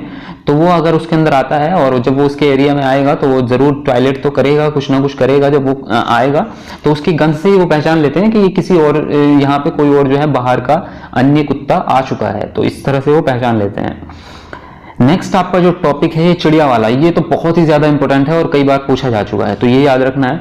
चिड़िया देखते समय अपना सिर क्यों हिलाती रहती है? तो चिड़िया की आंखें की पुतली जो होती है वो स्थिर होती है आपकी। जैसे कि हमारी पुतलियां जो है, हम अगर फेस अपना सीधा भी रखें तब भी हम जो है लेफ्ट में राइट में घुमा के अपनी पुतली को देख लेते हैं। लेकिन जो चिड़ियों की आंखों की पुतली होती है वो घूमती नहीं है, बल्कि एकदम फिक्स होती है। इसलिए जब उन्हें वस्तुओं को देखने के लिए उन्हें पूरी गर्दन घुमानी पड़ती है। मतलब जब उन्हें लेफ्ट की कोई चीज देखनी है तो गर्दन लेफ्ट में घुमानी पड़ेगी, और राइट की देखनी है तो गर्दन राइट में घुमानी पड़ेगी। तो इसलिए जब उन्हें अलग अलग चीजें देखनी होती है तो हमें ऐसा लगता है कि वो पूरी जो है उनकी गर्दन बहुत जल्दी जल्दी हिल रही है, लेकिन वो हिलती इसलिए है क्योंकि वो उन्हें देखती है तो उन्हें पूरी ही गर्दन हिलानी पड़ रही है, उनकी आंखें नहीं घूम रही है। तो ये इसका जो है लॉजिक है। और नोट दिया है कि चिड़िया जो है एक ही समय पर अलग अलग आंखों से अलग अलग वस्तुओं को देख सकती है। तो ये भी जो है बहुत ही इंपॉर्टेंट बात इसमें कही गई है। चलिए नेक्स्ट पे चलते हैं। नेक्स्ट दिया है इसमें मनुष्य से 4 गुना तेज देखने वाले पक्षी कौन कौन से होते हैं आपके? तो बाज, चील, चमगादड़, ये जो है आपके देखते हैं 4 गुना तेज देख लेते हैं, किससे? मनुष्य से। और नोट दिया है ज्यादातर जानवर रंग नहीं पहचान पाते, ये बहुत ही इंपॉर्टेंट है। मतलब इंपॉर्टेंट इसमें सब कुछ ही है भाई। अगर आप बिल्कुल जो है एक भी पॉइंट इसमें से छोड़े नहीं, क्योंकि इसमें से सारे पॉइंट इतने इंपॉर्टेंट हैं कि हर लाइन में से आपका प्रश्न बन जाएगा। अगर आप प्रीवियस ईयर के क्वेश्चन पेपर्स भी उठा के देखोगे तो वहां से इन नोट्स को पढ़ने के बाद आपके, मैं कहता हूं 15 नंबर के जो ईवीएस सेक्शन आता है वो 15 में से कम 14 तो इसी के अंदर से आते हैं। तो ये बहुत ही ज्यादा आपके इंपॉर्टेंट है। तो ज्यादातर जानवर जो है वो रंग नहीं पहचानते हैं, और दिन में जगने वाले जानवर जो है वो कुछ रंग देख लेते हैं, लेकिन जो रात में जगते हैं वो चाहे पक्षी हो चाहे आपके पशु हो, वो दोनों प्रकार के जानवर की बात कर रहे हैं, तो वो केवल ब्लैक एंड व्हाइट में यानी काला सफेद ही देख पाते हैं। जो दिन में जग रहे हैं वो थोड़े बहुत कलर देख लेते हैं, लेकिन जो रात में जगते हैं वो आपके ब्लैक एंड व्हाइट ही वस्तु को देख सकते हैं, उनको कलर की पहचान नहीं हो पाती। नेक्स्ट है आपका पॉइंट कि सांप जो है वो सुन नहीं पाते, केवल जमीन पर कंपन को महसूस करते हैं। तो ये आप ध्यान रखें। जब और जैसे कि बीन बीन बजाते हैं सपेरे और हमें लगता है कि ये बीन की आवाज से जो है नाच रहा है, तो भाई उसको आवाज नहीं जाती, उसकी बीन की या जो भी वाद्य यंत्र है उसकी आवाज नहीं जाती, बल्कि जो उससे वाइब्रेशन पैदा होती है उस वाइब्रेशन को वो समझते हैं, वो वाइब्रेशन को फील करते हैं जो सांप होते हैं। तो अगर हम बोलते भी हैं तो हमारे बोलने से भी तो कंपन उत्पन्न होता है, तो वो साउंड उन तक नहीं पहुंच रही है, बल्कि उसका जो वाइब्रेशन है वो उन तक पहुंच रहा है, तो वो वाइब्रेशन को पहचान लेते हैं सांप। नेक्स्ट है कुछ पक्षी और जानवर अलग अलग परिस्थितियों में विभिन्न आवाजें निकालते हैं, जैसे खुशी और भय के समय, जैसे कि लंगूर, बाघ, चीता वगैरह जो होते हैं, तो इनकी अलग अलग आवाज होती है। ये खुशी के टाइम में अलग आवाज निकालते हैं, और जब ये अपनी मादा को इनको बुलाना होता है, जैसे फीमेल को अगर बुला रहे हैं, तो तब इनकी आवाजें अलग प्रकार की होती हैं। तो ये अलग अलग सिचुएशन में अलग अलग आवाजें निकाल लेते हैं। नेक्स्ट है आपका अंडमान निकोबार में सुनामी कब आई थी? तो ये आई थी आपकी दिसंबर 2004 में, तो ये बात याद रखें आप। नेक्स्ट है आपका नोट लिखा हुआ है जानवरों के विपरीत व्यवहार के कारण वहां के लोग सुरक्षित हो गए थे। तो ये देखिए, ये बहुत इंपॉर्टेंट बात है। जैसे कि अभी हमने कहा है कि वो जो जानवर हैं वो अलग अलग आवाजें निकाल लेते हैं या अलग अलग रिएक्शन करते हैं। तो जैसे कि सुनामी आती है तो इनको पहले ही महसूस हो जाती है, मतलब जो भी नेचुरल चीजें होती हैं वो शुरू से ही उसको थोड़ा फील कर पाते हैं जानवर। तो जानवरों ने जब विपरीत व्यवहार करना स्टार्ट किया तो वो उनके व्यवहारों को समझते थे वहां के लोग, जो अंडमान निकोबार में थे। तो वो लोग जो है वहां से उस जगह को छोड़ के और पहाड़ी की गुफा में चले गए थे, तो इसलिए वो उस सुनामी से जो है बच गए थे वहां पे। तो ये वहां की कहानी है। नेक्स्ट है आपका, यहाँ पे कुछ जानवर दिए गए हैं, उनके सोने की समयावधि आपकी बताई गई है। तो जैसे कि छिपकली जो है वो 1 सीजन सोती है, मतलब पूरा 1 सीजन सो रही है। जो गाय है आपकी वो 4 घंटे सोती है, और सांप जो है वो 18 घंटे सोता है, और जिराफ जो है वो आपका 2 घंटे, और बिल्ली जो है वो आपके 12 घंटे सोती है। उसके आगे नेक्स्ट आपका पॉइंट है, तो नेक्स्ट जो है इन्होंने स्लोथ के बारे में दिया है। तो स्लोथ जो है वो एक प्रकार का जानवर है, तो इसके बारे में कुछ चीजें पढ़नी जरूरी हैं। और ये जो है इसमें प्रश्न इस प्रकार से बनता है कि जो इसकी विशेषताएं हैं, तो आपके 4 ऑप्शंस में थे, 3 ऑप्शन वो सही देता है इसके बारे में और 1 ऑप्शन आपका गलत दे देता है। तो वो ये पूछेगा कि स्लोथ के बारे में आपके कौन सा एक पॉइंट ऐसा है, कौन सा कथन ऐसा है जो असत्य है, वो आपको देखना होगा। तो चलिए पढ़ते हैं इसके बारे में। तो ये स्लोथ जो होता है ये भालू जैसा दिखता है लेकिन भालू नहीं है। यह दिन के 17 घंटे सोता है, पेड़ पर उल्टा लटका रहता है और यह उसी पेड़ की पत्तियां खाता है जिस पर रह रहा है, और यह एक ही पेड़ पर लगभग 5 वर्ष तक रहता है। तो समझ रहे हो, 5 वर्ष तक उस पेड़ की पत्तियां खाता है, उसी पर रहता है, और जब उस पेड़ की पत्तियां खत्म हो जाती हैं तो तब ये जाके दूसरे पेड़ पे चला जाता है। तो ये 40 साल तक जीता है आपका, और इस प्रकार से ये पूरे जीवन काल में 8 पेड़ों पर रहता है। तो 8 पेड़ों पर अपनी पूरी जीवन काट देता है, क्योंकि एक पेड़ पे 5 साल रह रहा है और 40 साल इसकी पूरे जीवन है, तो 5 अपने 40, तो इसलिए 8 पेड़ों पर ये पूरे जिंदगी गुजार देता है। और ये सप्ताह में एक बार पेड़ से नीचे उतरता है आराम करने के लिए या और भी जो उसकी जरूरतें होती हैं, जैसे कि शौचालय वगैरह के लिए, तो वो पेड़ से नीचे उतरता है हफ्ते में एक बार, सप्ताह में। तो चलिए मैं इसकी इमेज आपको एक बार दिखा देता हूं, जिससे आपका जो है माइंड में ये देख सकते हैं आप। तो ये है आपका स्लोथ, जो है भालू जैसा दिखता है लेकिन भालू नहीं है, बल्कि एक अलग प्रकार का जानवर है। और ये वो चीजें लिखी हुई है जो अभी हमने पढ़ी हैं, तो ये चीजें आपको याद रखनी है। इसके अलावा भी एक इंपॉर्टेंट चीज आपको बतानी थी, और वो ये है, देख सकते हैं आप यहाँ पे। तो इसके प्रश्न आपके बहुत बनते हैं सीटेट में और कई बार आ चुके हैं, इसलिए मैं आपको बताना जरूरी समझ रहा हूं। तो यहाँ पे सोने के बारे में इसमें एक चक्र दिया है, देखिए। जैसे ये जो है आपको इस तरह से एक चक्र देगा 24 घंटे का, तो ये आप देखें ये हमेशा 24 घंटे का रहता है, जैसे कि घड़ी में 12 घंटे रहते हैं, लेकिन ये 24 घंटे का। तो इसमें भी जो है, जो आपके खाने बने हुए हैं, ये कॉलम, ये बीच में जगह है, ये भी आपका 12 है, लेकिन ये घड़ी जो है, ये जो चक्र है 24 घंटे का। इसका मतलब ये हुआ कि एक जो खाना है वो 2 घंटे के बराबर है। तो इस हिसाब से ये पूछता है हमसे कि सोने का समय कितना होगा कौन से जानवर का। तो जैसे यहाँ पे जो शैडो वाला क्षेत्र है, जो शैडो वाला वो सोने का समय होता है, और जो आपका व्हाइट वाला भाग है वो जागने का। तो जैसे लिखा हुआ है स्लोथ के जागने का समय है और स्लोथ के सोने का समय ये है। तो यहां से यहां तक जो है 9 खाने आपके भरे हुए हैं शैडो वाले, इसका मतलब 9 दूनी 18, तो 18 घंटे जो है आपका स्लोथ सोता है। और आपका जो है यहाँ पे जो 18 से जो आपके बचे यानी कि 3 है, तो 3 दूनी 6, तो 6 घंटे जो है वो जाग रहा है। तो इस प्रकार से आप इसको पता लगाएंगे। और देखिए यहाँ पे जो है, अब एक यहाँ पे प्रैक्टिकल करके देखते हैं। तो जैसे छिपकली का ये दिया गया है इसमें, तो छिपकली के बारे में इन्होंने कहा कि छिपकली जो है पूरे एक सीजन सोती है। तो इसका मतलब यहाँ पे इसकी घड़ी जो है वो कैसी दिखेगी, इसने दिखाया है कि सर्दियों में कैसी दिखेगी। तो सर्दियों में भाई ये पूरी की पूरी आपकी जो है शैडो ही हो जाएगी, क्योंकि वो पूरे दिन पूरी रात सोती ही रहेगी। वो लगभग 6 महीने तक आपके सोते ही रहती है छिपकली। तो जाड़ों में तो ये पूरी की पूरी शैडो ही रहनी है, क्योंकि वो 24 के 24 घंटे सो रही है। तो ये चीजें आपको याद रखनी है। जैसे कि यहाँ पे है, तो यहाँ पे इसको हम देख सकते हैं, इसको बिल्कुल आप समझ लें, क्योंकि ये प्रश्न आपका बनता है इस तरह से। तो जैसे यहाँ पे दिया है कि गाय कितने घंटे सोती है, तो गाय जो है देखिए 2 खानों में शेड है, यानी कि 2 दूनी 4, तो ये 4 घंटे आपके सो रही है। अजगर कितना सोगा, यहाँ पे 9 खाने भरे हुए हैं, यानी कि 9 दूनी 18, तो ये 18 घंटे आपका सोगा। जिराफ कितने घंटे सो रहा है, केवल 2 घंटे। तो ये चीजें आपको याद रखनी है। इसी तरह से बिल्ली कितने घंटे सो रही है आपकी, यहाँ पे आधे में है, यानी कि 6 में, तो 6 दूनी 12, तो ये 12 घंटे आपके सो रही है। तो इस तरह से ये चीजें आपको याद रखनी है। चलिए अब आगे चलते हैं।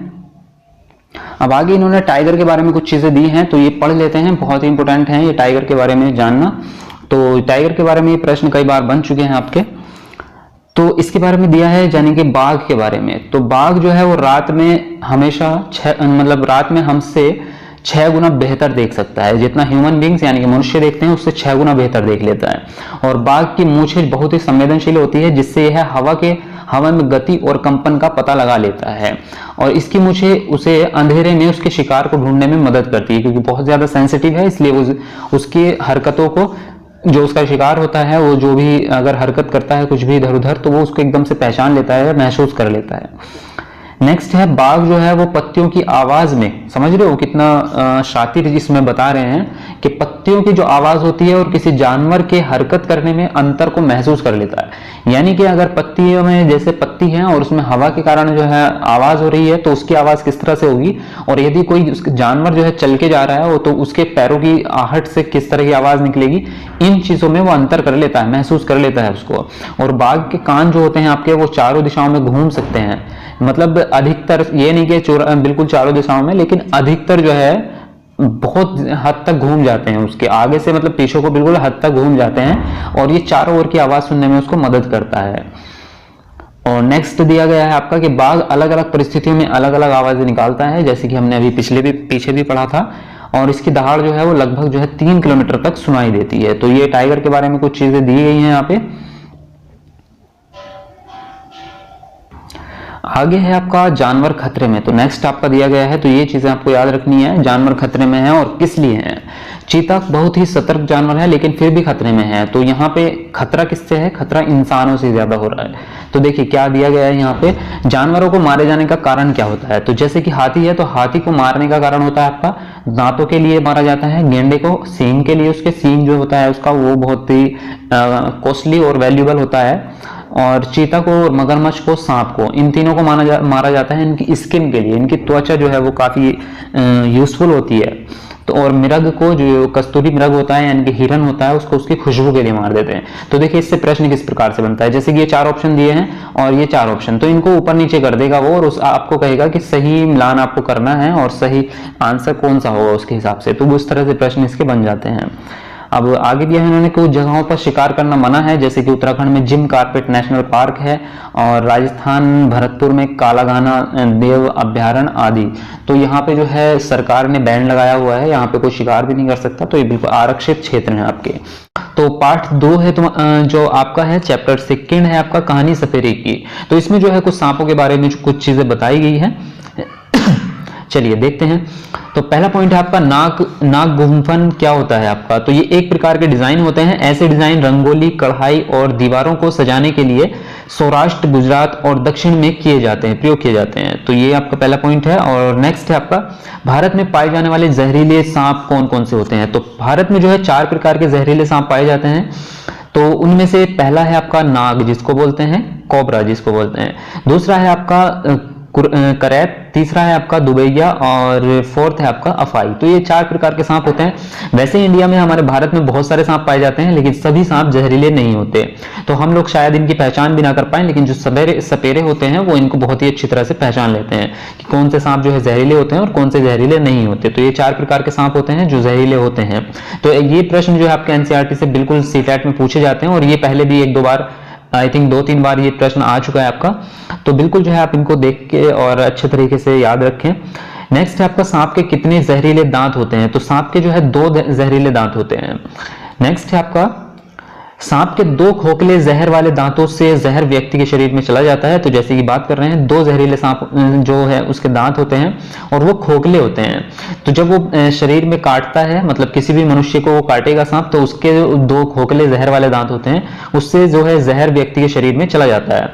और सांप के जहर से बचाने की दवाई जो है, जिसका नाम होता है सीरम, वो सीरम भी आपकी सांप के जहर से ही बनाई जाती है, यानी कि सांप के द्वारा ही बनाई जाती है। तो ये बहुत ही इंपॉर्टेंट बात।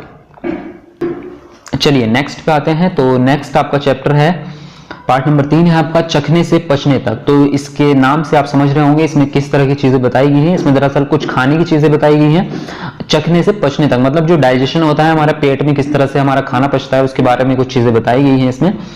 तो आपका पहला पॉइंट है, हमारे पेट का तापमान कितना होता है। तो 30 सेंटीग्रेड हमारा टेम्परेचर होता है पेट के अंदर, जो हमारा अमाशय होता है। उसके आगे है, हमारे पेट में पाया जाने वाला पाचक रस होता है, तो वो अम्लीय होता है। तो उसकी जो प्रकृति होती है आपकी, वो अम्लीय होती है, यानी कि एसिड होता है, जो पाचक रस में पाया जाता है हमारे पेट में। नेक्स्ट है आपका, सबसे अधिक चावल की खेती भारत में कहाँ की जाती है। तो सबसे ज्यादा खेती की जाती है आपकी उड़ीसा के कालाहांडी जिले में। और उसके बारे में एक नोट लिखा है कि उड़ीसा के कालाहांडी जिले से अन्य जिलों में भी चावल निर्यात होते हैं। इसमें इतने चावल उत्पादन के बाद भी यहाँ के लोग गरीब हैं। मतलब ये कि जो उड़ीसा का आपका कालाहांडी जिला है, वहां पे इतने ज्यादा चावल उगाए जाते हैं कि उड़ीसा के अन्य जिलों में भी वहीं से भेज दिए जाते हैं, निर्यात किए जाते हैं, लेकिन फिर भी वहां के लोग जो है गरीब हैं। नेक्स्ट है आपका, आत्रेयपुरम गांव कहां पर है। तो ये है आपका आंध्र प्रदेश में। तो इसको भी आप याद रखना है।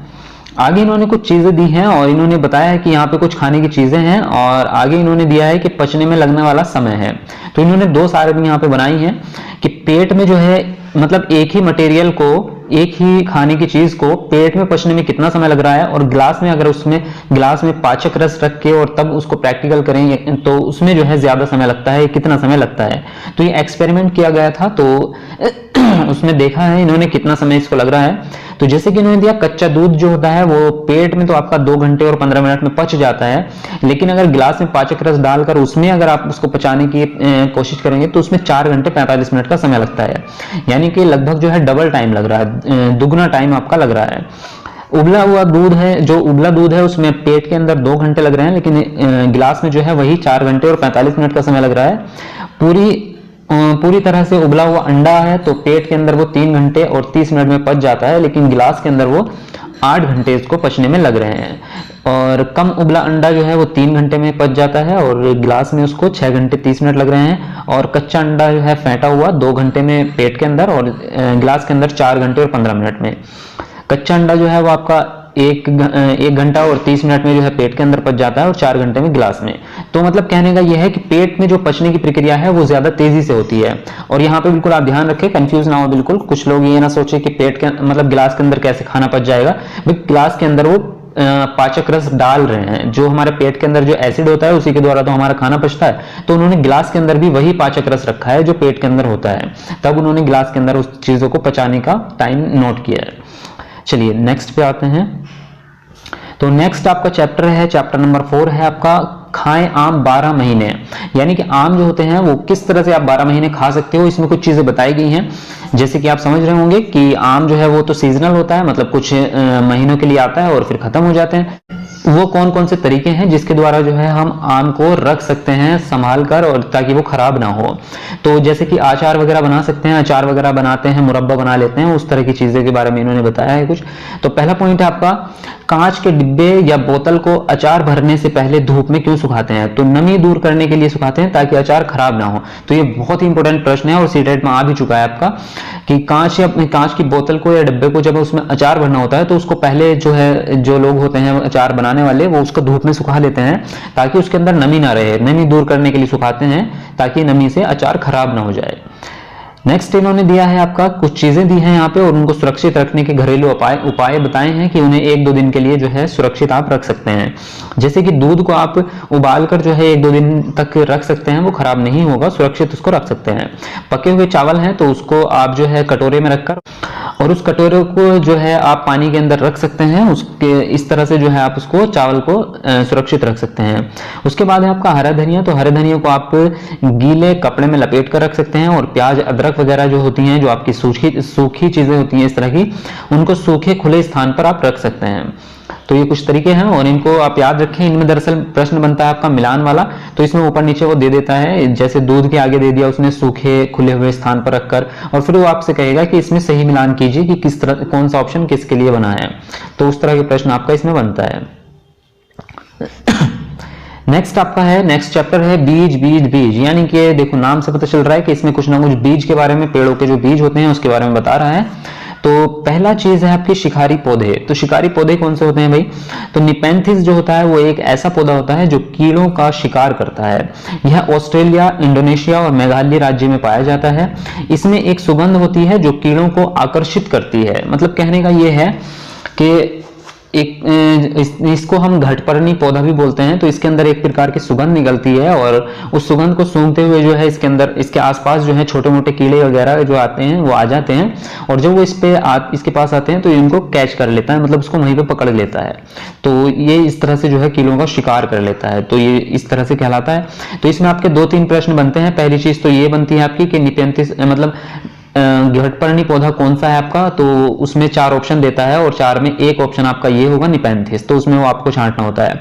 दूसरी चीज ये बनती है कि ये कहाँ कहाँ पे पाया जाता है? तो ये ऑस्ट्रेलिया में, इंडोनेशिया में और भारत में जो है मेघालय राज्य में पाया जाता है। तो इस तरह से जो है इनके प्रश्न बनते हैं। इसके बारे में आता वैसे कई बार है, कई बार आ चुका है, तो इसलिए इंपॉर्टेंट है बहुत ज्यादा। नेक्स्ट है आपका वेलक्रो की खोज किसने की? तो वेलक्रो की खोज की थी आपके जॉर्ज मैस्ट्रल ने 1948 में। अब वेलक्रो होता क्या है ये आप जानते होंगे, जैसे कि जो चिपकाने वाला होता है, जैसे कि आपका बैग होता है और बैग की जो तनी वगैरह होती है उनको चिपकाने के लिए, या फिर जो आपके सैंडल वगैरह होते हैं जो चप्पलों में आता है, तो उसको जो है जैसे इस तरह से उस पे होते हैं और उसको दूसरी पट्टी उसके ऊपर आपकी चिपका दी जाती है, तो वो वेलक्रो टाइप का होता है। तो वेलक्रो किसने बनाया? तो वेलक्रो जो है वो किससे बना? तो बीजों के छोटे छोटे हुक से बना। तो बीज ये देखते हैं उन्होंने किस तरह से प्रैक्टिकल किया था। तो यहाँ पे जो है ये जो जॉर्ज मैस्ट्रल हैं जिन्होंने इसकी वेलक्रो की खोज की थी, तो ये एक बार जो है सैर पर गए थे, मतलब ये घूमने के लिए ऐसे निकले थे बाहर तो अपने डॉग के साथ में। तो जब ये घर वापस आए थे तो कुछ ये कहेंगे कि कुछ बीज टाइप के जो है, जैसे ये हुक टाइप वाले बीज होते हैं इस तरह के, तो वो इनके कपड़ों के ऊपर जो है और इनके जो डॉग था उसके बालों में जो है चिपक के इनके घर तक आ गए थे। तो जब इन्होंने बाद में देखा तो तब इनके दिमाग में आइडिया आया कि ये ऐसी, इसके अंदर ऐसी कौन सी चीजें हैं जो ये हमारे कपड़ों के अंदर जो है चिपक गई है। तो जब उन्होंने सूक्ष्मदर्शी से उसको मतलब उसका प्रैक्टिकल किया पूरा, तब उन्होंने पाया कि उसके अंदर छोटे छोटे, बहुत छोटे छोटे जो है हुक हैं और वो उसकी वजह से उसमें फंस गए हैं कपड़ों में और उनके साथ जो है चले आए हैं।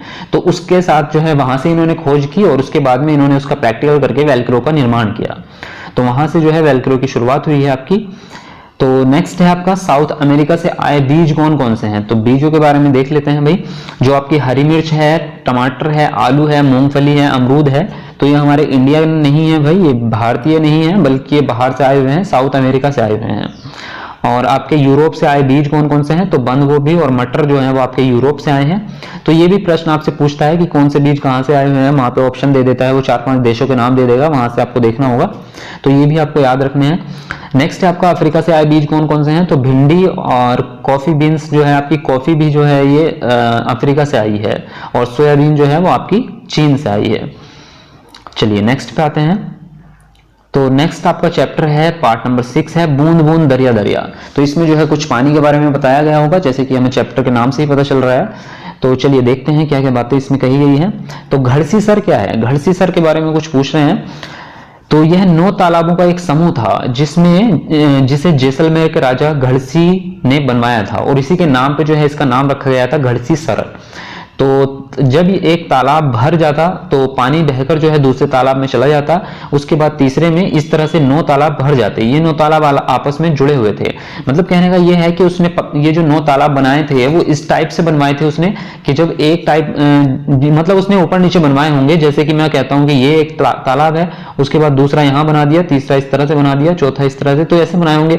जब एक तालाब जो है फुल हो गया है तो इसका पानी निकल के दूसरे में आ गया, और जब दूसरा फिल हुआ तो दूसरे का पानी तीसरे में और तीसरे का चौथे में, इस तरह से जो है उसके 9 तालाब पूरे भर जाते होंगे। जब बारिश वगैरह होती है जब भी, तो उसके टोटली वो भर जाते थे। तो इस तरह से उसने उसको डिजाइन करवाया था, इस तरह से बनवाया था। नेक्स्ट है आपका बारिश से झीलें भरने की खुशी कहां मनाते हैं। तो ये उत्तराखंड में मनाते हैं। तो ये चीजें आप याद रखें। नेक्स्ट है आपका कुएं सूख जाने का कारण क्या है। मतलब आजकल जो है कुएं सूख चुके हैं। जो पहले कुएं हुआ करते थे जिसमें से जो है नेचुरल पानी निकलता था और बाल्टी वगैरह डाल के उसके अंदर से पानी निकाल लिया जाता था, तो वो कुएं जो है आजकल सूख गए हैं। तो उसके कारण क्या है। उसके कारण पहली चीज तो ये है कि मोटर से पानी निकालना। मतलब ये है कि जमीन से जो है आजकल मोटर से लोग पानी निकालने लगे हैं, तो वाटर लेवल जो है नीचे चला गया है।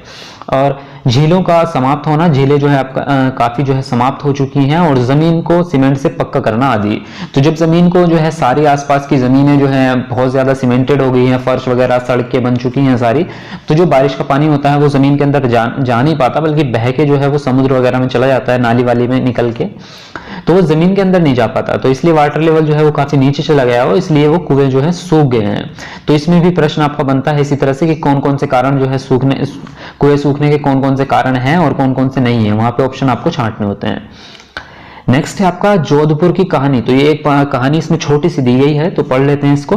1986 में सूखा पड़ा तो लोगों ने पुरानी बावड़ियों को फिर से साफ करके और 200 ट्रक कूड़ा निकाला। बावड़ी मतलब वही है जो जिस टाइप के कुएं हम बात कर रहे थे कि उसमें से बाल्टी डाल के जो निकाल लेते थे, उसी टाइप के कुएं होते थे, ये भी बावड़ी उनको कहा जाता था। तो उन्होंने जो है उनको भुला दिया था, मतलब बावड़ियों का यूज उन्होंने बंद कर दिया था उस टाइम पे जब उनके पास पानी वानी के साधन हो गए थे। लेकिन 1986 में क्या हुआ कि सूखा पड़ गया वहां पे, तब उन लोगों को जो है बावड़ी की याद आई फिर से, और उन्होंने उस बावड़ी को जो है फिर से साफ किया और उसके अंदर से 200 ट्रक कचरा निकला, यानी कि कूड़ा निकला, और बावड़ी ने पूरे शहर को पानी पिलाया। मतलब फिर से उसके अंदर जब बारिश हुई तो पानी भर गया और फिर से जो है उसके अंदर से पानी निकलने लगा और लोगों ने उसका यूज किया। लेकिन अब कहते हैं कि अब फिर से जो है बावड़ी को भुला दिया गया है, क्योंकि आजकल जो है फिर से फैसिलिटीज काफी ज्यादा हो गई हैं, तो बावड़ी वगैरह का यूज नहीं करते हैं लोग। नेक्स्ट आपका पॉइंट है कि अलबरूनी कौन थे। तो अलबरूनी जो थे वो उज्बेकिस्तान से आए हुए एक मुसाफिर थे और इन्होंने भारत के तालाबों तथा आर्किटेक्चर के बारे में लिखा था और भारत की प्रशंसा की थी। तो इनकी किताब जो है डाक टिकट 1973 में छपी थी और ये अलबरूनी जो थे ये लगभग 1000 साल पहले भारत आए थे, लेकिन इनकी किताब जो है वो अभी छपी है 1973 में, कुछ साल पहले। लेकिन इनकी कहानी जो है वो बहुत पुरानी है, मतलब बहुत पहले ये आए थे। तो इसमें प्रश्न आता है आपका कि अलबरूनी जो है वो कहाँ से आए थे। तो ये आपको उसमें 4 देशों के नाम देगा, वहां पे आपको उज्बेकिस्तान देखना होगा। तो इस तरह से जो है वहां पे प्रश्न बनते हैं इसके बारे में कुछ। नेक्स्ट आपका चैप्टर है पानी का प्रयोग। तो देखिए इसमें पानी के बारे में कुछ चीजें बताई गई हैं। तो पहला पॉइंट है आपका समुद्र और सागर का पानी कैसा होता है। तो समुद्र और सागर का पानी जो है वो आपका नमकीन होता है, खारा होता है। नेक्स्ट है आपका मृत सागर का पानी कितना खारा होता है। मृत सागर का नाम आपने सुना होगा, ये एक सागर है, मतलब इसका नाम है मृत सागर। तो इसका पानी जो है दुनिया के सभी महासागरों से, सभी झीलों से सबसे ज्यादा खारा है, सबसे ज्यादा नमकीन है। और इसका जो है लगभग 300 ग्राम नमक प्रति लीटर जो है इसका पानी का इसके अंदर होता है खारापन। मतलब ये अगर आप इसका 1 लीटर पानी निकालेंगे तो उसके अंदर से आपका 300 ग्राम नमक निकल जाएगा। इसलिए जो है ये भी कहते हैं कि मृत सागर में कोई भी वस्तु या कोई भी व्यक्ति जो है डूबता नहीं है, क्योंकि उतना ज्यादा खारा है, इसलिए वो डूब नहीं पाता उसमें कोई भी। नेक्स्ट है आपका दांडी यात्रा कब हुई थी। तो दांडी यात्रा जो है 1930 में हुई थी और ये नमक से ही संबंधित है आपकी। और दांडी यात्रा का संबंध किससे, हाँ नमक से है, तो मैं आपको बता चुका हूं। दांडी यात्रा आपकी कहां से कहां तक हुई थी। तो ये अहमदाबाद से और दांडी तक हुई थी। नेक्स्ट है आपका दांडी कहां पर है। तो दांडी गुजरात में है। तो इसके बारे में मैं आपको कुछ बता दूं तो ये दांडी यात्रा जो है महात्मा गांधी ने शुरू की थी। तो ये जानना आपको बहुत जरूरी है। क्यों की थी, क्योंकि जो 1930 की बात है, तो जब वहां पे जो है जो ब्रिटिश शासक थे, ब्रिटिश लोग थे, उन्होंने आम जनता को प्रतिबंध लगा दिया था कि वो नमक का उत्पादन नहीं कर सकते। यानी कि जैसे कि भारतीय लोग जो है नमक का उत्पादन करते थे और अपनी आजीविका चलाते थे या अपने खर्च के लिए ये नमक का यूज कर लेते थे, तो उसमें उन्होंने प्रतिबंध लगा दिया था कि आप लोग जो है नमक का यूज नहीं कर सकते, इस तरह से नमक नहीं बना सकते। तब उन्होंने जो है इसके लिए यात्रा की थी और वो अहमदाबाद से दांडी तक पैदल चल के गए थे। गांधी जी और के कुछ साथी तो वो पैदल गए थे। तो उन्होंने वो आंदोलन उन्होंने चलाया था। तो जब जाके उनको जो है फिर से वो नमक का अधिकार उनको मिल गया था। तो ये उसके बारे में है। चलिए नेक्स्ट आपका चैप्टर है मच्छरों की दावत। तो देखिए कितना इंटरेस्टिंग नाम है और थोड़ा सा फनी नाम है, मच्छरों की दावत। लेकिन इसमें कुछ मच्छरों के बारे में बताई गई हैं कुछ चीजें, तो देखते हैं। तो पहला प्रश्न है आपका मलेरिया की दवाई किससे बनती है। तो मलेरिया की दवाई जो बनती है आपकी सिनकोना पेड़ की छाल से बनती है। तो मलेरिया जो है वो मच्छर से फैलने वाला जो है एक रोग है, एक बीमारी है। तो मच्छर जो है इसका वाहक होते हैं। तो प्रश्न जो है आपके आते हैं सीटेट में इसके बारे में बहुत सारे। तो मलेरिया भी फैलता है और भी आपको और भी चीजें पता होनी चाहिए, जैसे कि आपका चिकनगुनिया हो गया, ये सब जो है ये भी मच्छरों से फैलते हैं। तो आप उसको देखें, सर्च करें कि कितने ऐसे रोग हैं जो मच्छरों के द्वारा फैलते हैं, तो इसकी जानकारी आपको होनी चाहिए। चलिए नेक्स्ट है आपका आयरन किससे मिलता है। तो आयरन जो है आपका सबसे ज्यादा गुड़, आंवला, हरी पत्तेदार सब्जियां आदि में पाया जाता है। तो ये ऐसी चीजें हैं जिनमें आयरन जो है सबसे ज्यादा मात्रा में मिलता है। नेक्स्ट है आपका मलेरिया का कारण क्या है। तो मलेरिया का कारण होता है आपका प्लेस्मोडियम। तो प्लेस्मोडियम जो है ये आपका मलेरिया का कारण होता है। नेक्स्ट है आपका मलेरिया का मच्छर। तो मलेरिया का मच्छर होता है आपका एनाफिलीज मादा मच्छर, जो भूरे रंग का होता है। नेक्स्ट है आपका दिल्ली के स्कूलों में एनीमिया से बच्चे कब प्रभावित हुए थे। तो ये 17 नवंबर और 2007 की बात है। तो 17 नवंबर 2007 को जो है बच्चे जो है एनीमिया से बहुत ज्यादा प्रभावित हुए थे दिल्ली में। नेक्स्ट है आपका मच्छर के पेट में किसने झांका। तो रोनाल्ड रॉस हैं। तो झांकने का मतलब ये नहीं कि उसने झांक लिया हो उसके अंदर, ये इन्होंने फनी बनाने के लिए जो है बच्चे के इंटरेस्ट बढ़ाने के लिए जो है इस तरह के शब्द यूज किए हैं। मतलब ये है कि उन्होंने उसका एक्सपेरिमेंट किया था और मच्छर को जो है उन्होंने देखा था जो भी उसका करके कि उसके अंदर जो है क्या क्या चीजें हैं। तो उन्होंने तब उसके अंदर पाया कि जो डेंगू के और मलेरिया के जो है वो होते हैं, क्या कहेंगे उनको, जीवाणु कीटाणु, तो वो उसके अंदर पाए गए थे मच्छर के अंदर। तो तब उन्होंने इस चीज का पता लगाया था कि ये जो मच्छर हैं ये इन बीमारियों के वाहक होते हैं। तो अगर मच्छरों को दूर रखा जाए, मच्छरों से अपना बचाव किया जाए, तो मनुष्यों को इन बीमारियों से बचाया जा सकता है। तो ये रोनाल्ड रॉस ने ये सर्च किया था इन चीजों को। तो कुछ नोट लिखा है कि मलेरिया, डेंगू, चिकनगुनिया से सावधानी के कुछ उपाय हैं आपके। तो पहला उपाय है आपके अपने आसपास पानी इकट्ठा ना होने दें। सेकंड है आपका पानी के बर्तन को साफ रखें, हर हफ्ते सुखाएं। और मच्छरदानी का इस्तेमाल करें, और गड्ढों में भरे पानी, अगर पानी भरा हुआ है आपके आसपास के गड्ढों में तो उनमें मिट्टी का तेल छिड़क दें। तो इसमें प्रश्न इस तरह से बनता है कि आप जो है मच्छर से होने वाली बीमारियों से कैसे बचाव करेंगे, तो उसमें 3 ऑप्शन आपके सही देता है और 1 ऑप्शन गलत देता है। तो उसमें आपको ये पूछता है कि इनमें से कौन सा ऐसा उपाय है जो आप नहीं अपनाएंगे, मतलब नहीं वाले में पूछेगा, वहां पे आपको नेगेटिव वाला छांटना होगा। इस तरह से इसका सीटेट में प्रश्न बनता है आपका। चलिए नेक्स्ट पे आते हैं। तो अगला चैप्टर है आपका डायरी कमर सीधी ऊपर चढ़ो।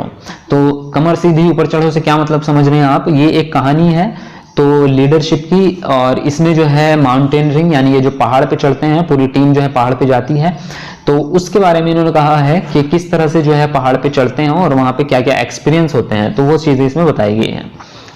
तो सबसे पहली चीज तो ये कि लीडर के गुण कौन कौन से होते हैं, मतलब जब एक ग्रुप होता है पूरा और उसमें जो है पहाड़ पर वो चढ़ते हैं, जो भी मिशन उनका रहता है किसी भी उद्देश्य के लिए या जैसे भी, तो उसमें एक व्यक्ति को जो है वो पूरे समूह का लीडर बना दिया जाता है और वो उसका नेतृत्व करता है। तो उसके कुछ गुण होते कह सकते हो या उसके कर्तव्य बोल सकते हो आपके, उसके जो है कर्तव्य होते हैं वो उनको उस लीडर को करना चाहिए। तो उनमें ये है कि दूसरों के सामान उठाने में मदद करना होता है लीडर को, पूरे ग्रुप के आगे बढ़ जाने पर ही जो है उसको आगे बढ़ना होता है, यानी कि खुद पीछे पीछे चलता है सभी को आगे बढ़ा के, और जो चल ना पाए उसे हाथ पकड़कर चढ़ाना होता है, और रुकने के लिए जगह ढूंढनी पड़ती है उसको, जहां पे भी जैसे उसको टाइम हो गया, जैसे सुबह से शाम तक चल रहे हैं तो शाम के टाइम में कहीं ठहरना वगैरह होगा तो उसको वहां पे जगह ढूंढनी होगी कि किस जगह पे हमें रुकना है। अगर यदि कोई बीमार पड़ता है कोई व्यक्ति तो उसका ध्यान रखना होता है और उसके लिए दवाई वगैरह का जो भी उसकी हेल्थ का इंतजाम उसको करना होता है लीडर को, और सबके खाने पीने का इंतजाम भी उसको देखना होता है लीडर को। तो ये कुछ जिम्मेदारियां होती हैं। तो इसमें भी इसी तरह का प्रश्न बनता है आपका, जो आपको 5-6 ऑप्शन दे देगा या 4-5, और उनमें से आपसे पूछ लेगा कि कौन कौन से जो है ऑप्शन लीडर के गुण या लीडर के कर्तव्य होते हैं, तो उसमें आपको छांटना होता है, कुछ नेगेटिव होते हैं कुछ पॉजिटिव होते हैं। चलिए नेक्स्ट पे आते हैं। नेक्स्ट आपका पॉइंट है माउंट एवरेस्ट फतेह करने वाली पहली महिला कौन है, मतलब पहली भारतीय महिला। तो पहली भारतीय महिला बछेंद्री पाल हैं, जिन्होंने माउंट एवरेस्ट की चोटी पर पहली बार कदम रखा था, और माउंट एवरेस्ट फतेह करने वाली विश्व की 5वीं महिला है। बछेंद्री पाल जो है वो मतलब भारत की तो पहली हैं और पूरे विश्व में 5वीं महिला हैं जिन्होंने माउंट एवरेस्ट को फतेह किया था। और 12 वर्ष की आयु में जो है बछेंद्री पाल ने कितनी ऊंचाई चढ़ी थी, तो 4000 मीटर की ऊंचाई चढ़ी थी।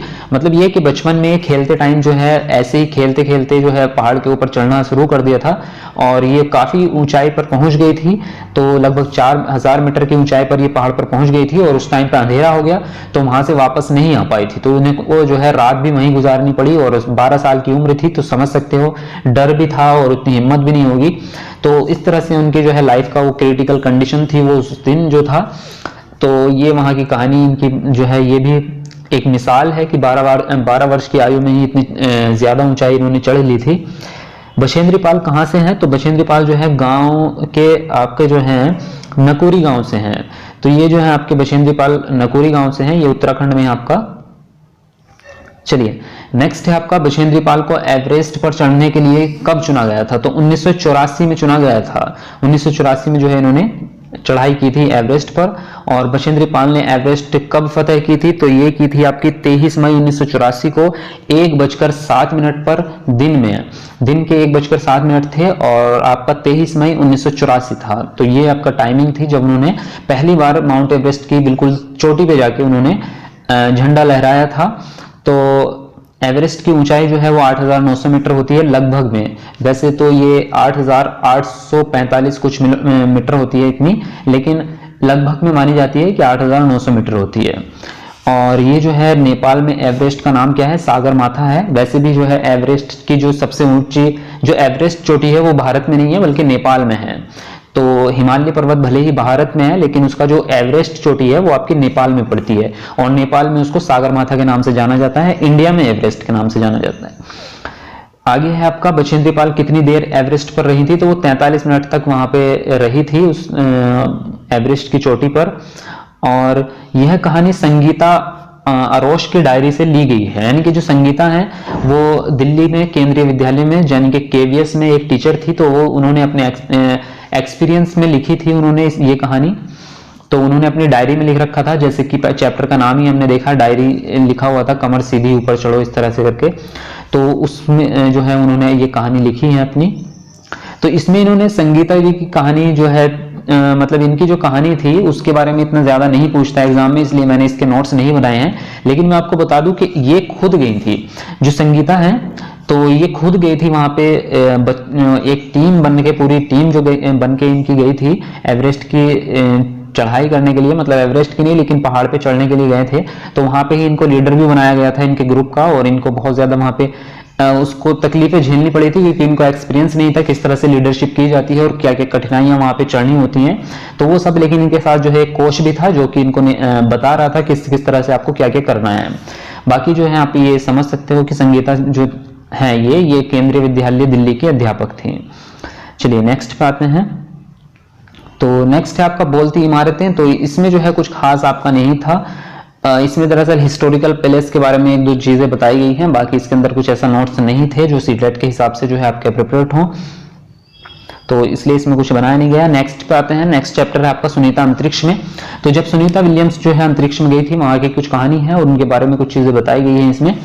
तो पहला पॉइंट है आपका, अंतरिक्ष में सभी चीजें वायु में तैरने क्यों लगती हैं? क्योंकि गुरुत्वाकर्षण शून्य होने के कारण, यानी कि जो अंतरिक्ष होता है वहां पे गुरुत्वाकर्षण आपका शून्य हो जाता है, इसलिए सारी चीजें वहां पे अपने आप ही जो है वायु में इधर उधर तैरती रहती है।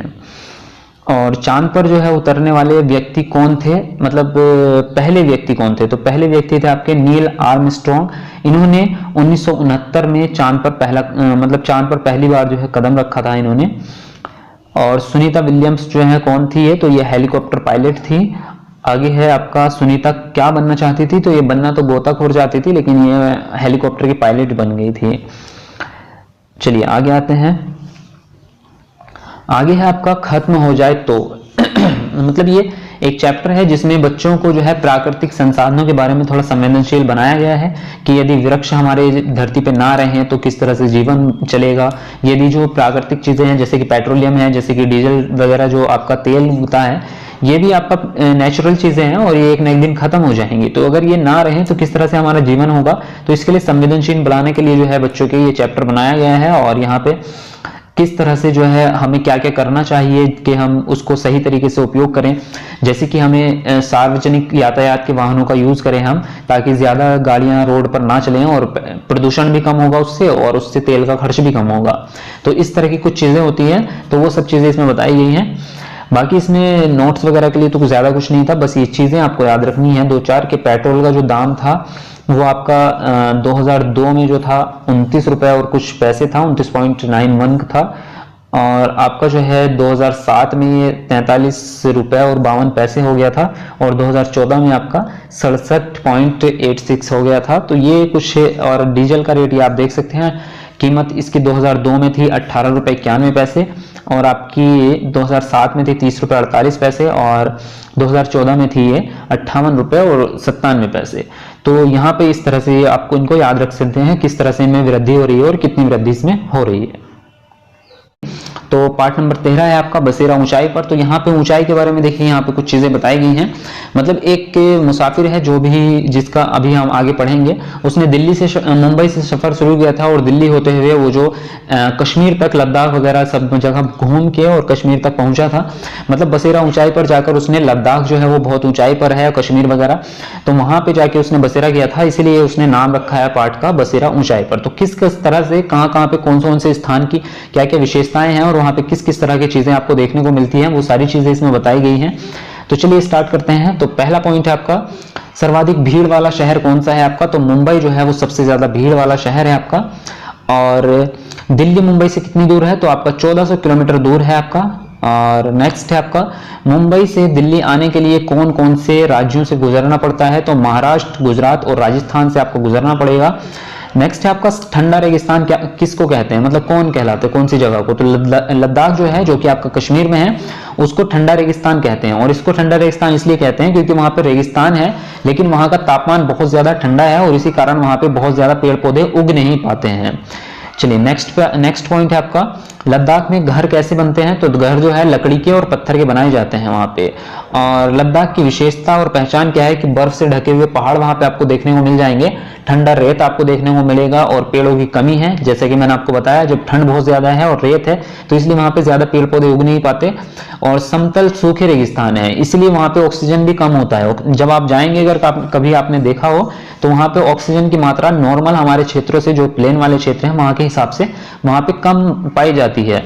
और थोड़ा ऊंचाई पे भी है, तो एक कारण ये भी है कि ऊंचाई की वजह से वहां पे जो है ऑक्सीजन की कमी है। चलिए, नोट लिखा हुआ है आपका कि लद्दाख में बारिश बहुत कम होती है, क्योंकि वहां पे पेड़ पौधे कम है, तो इसलिए बारिश भी कम ही होगी।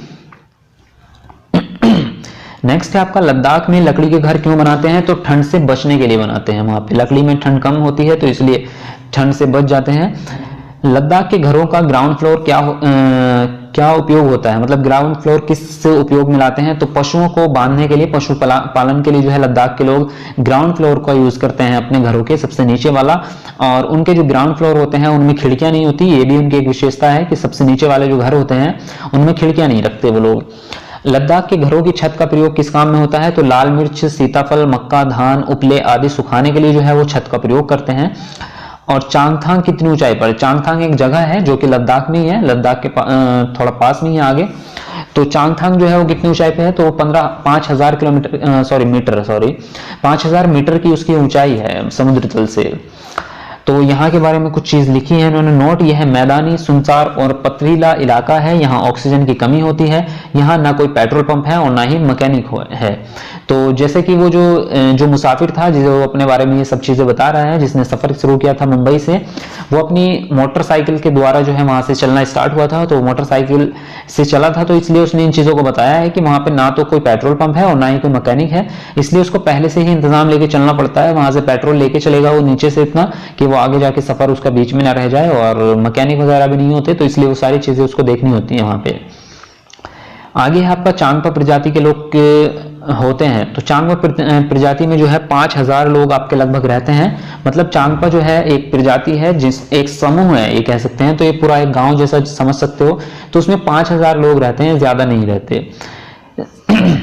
नेक्स्ट आगे है, चांगपा कौन से पशु पालते हैं? तो भेड़ और बकरियां सबसे ज्यादा पालते हैं। तो क्योंकि ये भेड़ और बकरियां जो होती हैं ये ठंडे इलाकों में अपना जीवन अच्छी तरह से व्यतीत कर लेती हैं, मतलब ये कि ये समायोजन कर लेती है ठंड से, तो ये वहां पे अपने आप को एडजस्ट कर लेती हैं। बाकी अन्य पशु रहेंगे तो उनको बहुत ज्यादा ठंड लगती है, तो इसलिए वो वहां पे नहीं रह पाते इतने ज्यादा। भेड़ बकरी से क्या मिलता है? तो दूध मिलता है, मांस मिलता है, खाल मिलती है और ऊन मिलती है। नोट है, भेड़ बकरी ही चांगपा लोगों की पूंजी होती है, और जिस परिवार में जितनी अधिक भेड़ बकरियां होती हैं वह परिवार उतना ही अमीर होता है, क्योंकि वहां पे उनका कोई और संसाधन नहीं है उनके पैसे कमाने का या उनके आजीविका कमाने का, तो सिर्फ भेड़ बकरियों पे ही वो डिपेंड होते हैं। तो जिस परिवार के पास जितनी ज्यादा भेड़ बकरियां होंगी वो उतना ही अमीर वहां पे समझा जाएगा। चांगपा लोग जो है वो घुमंतु होते हैं, ये केवल 2.5 घंटे में अपना सामान घोड़ों और याक पर लाद कर एक जगह से दूसरी जगह पर निकल जाते हैं। इनके तिकोने टेंट को रैबो कहते हैं, तो ये चीज आप याद रखें। ये जो है घुमंतु इसलिए कहा गया क्योंकि ये कभी भी एक जगह पे नहीं रुकते ज्यादा दिन। जैसे कि एक जगह का वहां पे घास वास और सारे सामान अगर इनके खत्म हो जाएंगे भेड़ बकरी को खिलाने के, तो ये वहां की जगह छोड़ के और दूसरी जगह निकल जाएंगे। लेकिन इनका समय इतनी फास्ट ये इस सारे काम को करते हैं, प्रैक्टिस होती है इनको, कि एक सिर्फ 2.5 घंटे में सारा सामान वगैरह सारे कुछ लाद के और दूसरी जगह चले जाते हैं एक जगह से। और वहां पे जो टेंट लगाते हैं उनको रैबो कहते हैं, उसका नाम है रैबो। तो हर परिवार अपनी भेड़ बकरियों पर जो है एक खास प्रकार का निशान लगाता है ताकि, और रोज सुबह उनको गिनकर जो है चराने ले जाते हैं, और ये काम उनके घर की औरतें और जवान लड़कियां जो होती हैं उनका काम होता है, ये उन भेड़ बकरियों को चराना और वहां पे ले जाना। तो वो निशान इसलिए लगाते हैं ताकि उनकी जो भेड़ बकरियां हैं वो खो ना जाएं या दूसरी बकरियों से मिल ना जाए दूसरे लोगों की बकरी से, तो इसलिए वो अपनी बकरियों पर निशान लगा देते हैं। पत्थरों और चट्टानों से बने बकरी के घर को चांगपा क्या कहते हैं? तो लेखा कहते हैं। तो ये मतलब ये है कि जो भेड़ बकरियों के लिए जो घर बनाते हैं, मतलब अलग से, तो पत्थर से और चट्टानों को जमा किए दीवारें खड़ी कर देते हैं और चारों तरफ, और उसके अंदर जो है भेड़ बकरियों को बांधते हैं, तो उसको बोलते हैं, उस जगह को लेखा नाम से जाना जाता है। पश्मीना शॉल किसे कहते हैं, किससे बनता है? तो पश्मीना शॉल का नाम आपने सुना होगा, बहुत ही मशहूर होता है और बहुत ही लाजवाब होता है ये कह सकते हैं। तो भेड़ बकरियों की बालों से बनता है और इसकी कुछ विशेषताएं हैं। पश्मीना शॉल जो है वो 6 स्वेटर के बराबर गर्मी देता है, परंतु मोटा नहीं होता। समझ सकते हो कि पश्मीना शॉल जो है वो बहुत ही बारीक भी होता है और उसके अंदर इतनी ज्यादा गर्मी होती है कि 6 स्वेटर के बराबर उसमें आपको आप 6 स्वेटर पहन के जितनी गर्मी महसूस करेंगे उतनी उस एक चादर को पहन के आप उतनी ही गर्मी महसूस करेंगे। और चांगथांग का तापमान जो है सर्दियों में -40 सेंटीग्रेड तक चला जाता है। आगे पढ़ते हैं।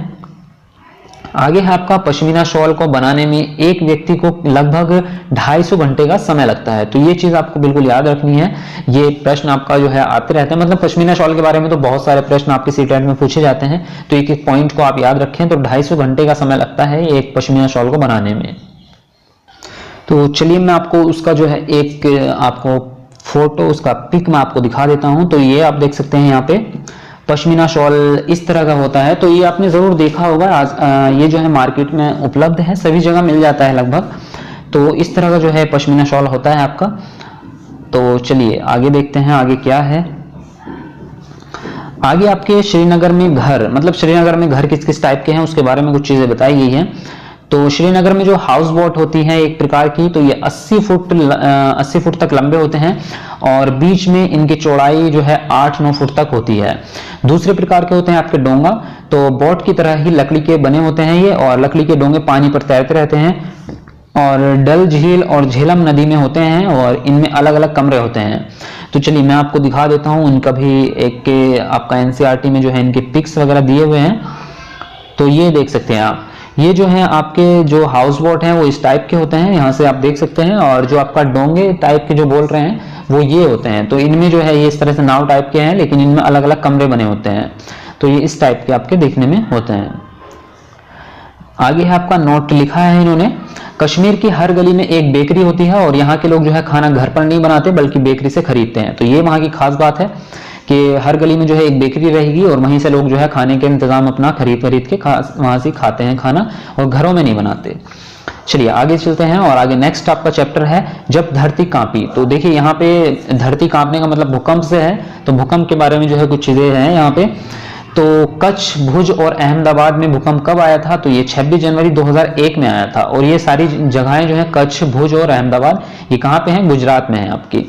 तो ये चीज आप नोट करें। और इसमें जो है आप मतलब इसमें कुछ चीजें दी गई थी जो कि आपकी पेडागोजी में काम करेंगी, वो मैं आपको बता देता हूं। जैसे कि इसमें आप ये ध्यान रखें कि जब भूकंप आता है तो बच्चे को आप क्या क्या करने के लिए कहेंगे, ये कि वो अपने आप को कहीं पे छुपा लें, किसी बड़ी चीज के नीचे छुप जाएं, जैसे कि टेबल वगैरह और जो भी चीजें हैं, और उसको मजबूती से पकड़ लें ताकि इधर उधर हिले ना।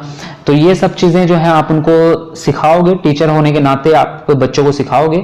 तो कभी कभी एनसीईआरटी के मतलब इससे रिलेटेड करके पेडागोजी में प्रश्न पूछता है सीटेट में कि अगर आप एक शिक्षक हैं और आपके साथ में जो है बच्चे हैं और भूकंप आ जाए तो आप किस तरह से उन बच्चों को बताओगे कि उन्हें क्या क्या करना है, या प्रिकॉशंस आप उनको कैसे कैसे सिखाओगे बच्चों को। तो इस तरह के प्रश्न जो है पेडागोजी में पूछ लेता है कभी कभी। तो ये चीजें आपको ध्यान रखनी है। नेक्स्ट आपका चैप्टर है उसी से ठंडा उसी से गर्म। तो ये कहानी जो है लिखी थी डॉक्टर जाकिर हुसैन ने, जो कि भारत के पूर्व राष्ट्रपति रह चुके हैं। तो बहुत ही इंटरेस्टिंग ये कहानी है। तो इसमें देखो इन्होंने जो है टेम्परेचर के बारे में कुछ चीज बताई है, उसी से ठंडा और उसी से गर्म। यानी कि जो हमारे जो मुंह की भाप होती है, जैसे कि हमारे अंदर जब हम छोड़ते हैं, तो अगर बाहर का मौसम जो है गर्म है तो हमारे मुंह से जो हवा निकलती है वो जो है ठंडी होती है, मतलब हम उसको ठंडी महसूस करते हैं। और अगर बाहर का मौसम ठंडा है तो हमारे मुंह से जो अंदर से जो हवा निकलेगी उसको हम गर्म महसूस करते हैं। तो इसी चीज का इसमें जिक्र किया था। तो उसमें जो है एक लकड़हारा था जो जंगल गया था और वो उसने आलू जो है वो गर्म करके, और उसने जब अपने हाथों को उसने उसको फूंक मार मार के वो ठंडा कर रहा था, मतलब ठंडा करने के लिए भी फूंक मार रहा था। और फिर जब वो जाड़ों का मौसम था तो वो जब काम करता था कुहाड़ी वगैरह से, तो उसके हाथ ठंडे हो जाते थे। तो फिर से वो उन हाथों पे जो है फूंक मारता था, उनको रगड़ता था आपस में। तो फूंक मार के वो गर्म भी कर रहा है, मतलब इसलिए उन्होंने कहा है कि उसी से ठंडा और उसी से गर्म हो रहा है। मतलब ये कि अगर बाहर का मौसम ठंडा है तो हमारे मुंह से जो हवा निकलेगी वो गर्म होगी, और बाहर का अगर मौसम गर्म है तो वो अंदर से जो टेम्परेचर हवा निकलती है वो उसी के विपरीत होती है। तो ये चीजें इसमें कुछ थी। तो नेक्स्ट है आपका दिल की धड़कन सुनने के लिए डॉक्टर किस यंत्र का प्रयोग करते हैं? तो स्टेथोस्कोप का प्रयोग करते हैं। चलिए फिलहाल तो इस चैप्टर में और कुछ खास नहीं था, लेकिन नेक्स्ट आपका चैप्टर है कौन करेगा यह काम। तो यह काम का मतलब यहाँ पे जो है सफाई के बारे में उन्होंने कहा है। तो ये गांधी जी से रिलेटेड जो है चैप्टर है। गांधी जी और उनके एक दोस्त के बेटे थे जिसका नाम था नारायण। तो ये दोनों जो है ये गांव में रहने के लिए गए थे। तो वहां पे भी जो है कुछ लोग ऐसे मतलब जो आपका ये समझ सकते हो जो शौचालय होता है वो कहीं पे भी कर देते थे, जंगल में या कहीं भी, कोई जगह नहीं थी और उसको कोई साफ भी नहीं करता था। तो ये सब चीजें कि कौन करेगा ये काम, तो गांधी जी ने इस चीज के लिए कहा, मतलब आंदोलन चलाया था एक प्रकार से कि सफाई अभियान जो भी आप, ये मतलब सफाई अभियान तो आपका है, मैं मतलब इस टाइप का था वो, मैं ये कहना चाह रहा हूँ। चलिए फिलहाल नेक्स्ट पे मतलब इसको पढ़ते हैं, इसमें क्या क्या दिया गया है। तो इसमें दिया गया है आपका कि गांधी जी के दोस्त महादेव के बेटे 11 वर्ष की उम्र से ही गांधी जी के साथ रहते थे, और गांधी जी और नारायण जी, जो उनके दोस्त के बेटे थे उनका नाम है नारायण जी, ने तथा उनके साथियों ने छुआछूत को मिटाने के भरपूर प्रयास किए थे। छुआछूत का मतलब यह है कि जो निम्न वर्ग के जैसे SC ST होते हैं तो उनको जो है समाज से अलग कर दिया गया था उस टाइम पे, और उनके साथ में ना कोई खाना खाता था, ना कोई पानी पीता था, और ना ही उनको अपने सामान को इस्तेमाल करने दिया जाता था। उनको बिल्कुल जो है अलग कर दिया गया था। तो उन्होंने उसके लिए बहुत काफी मेहनत की थी कि ये सब छुआछूत खत्म किया जाए। और भीमराव अंबेडकर का गांव कहाँ से है, तो महाराष्ट्र में गोरा गांव से ही है।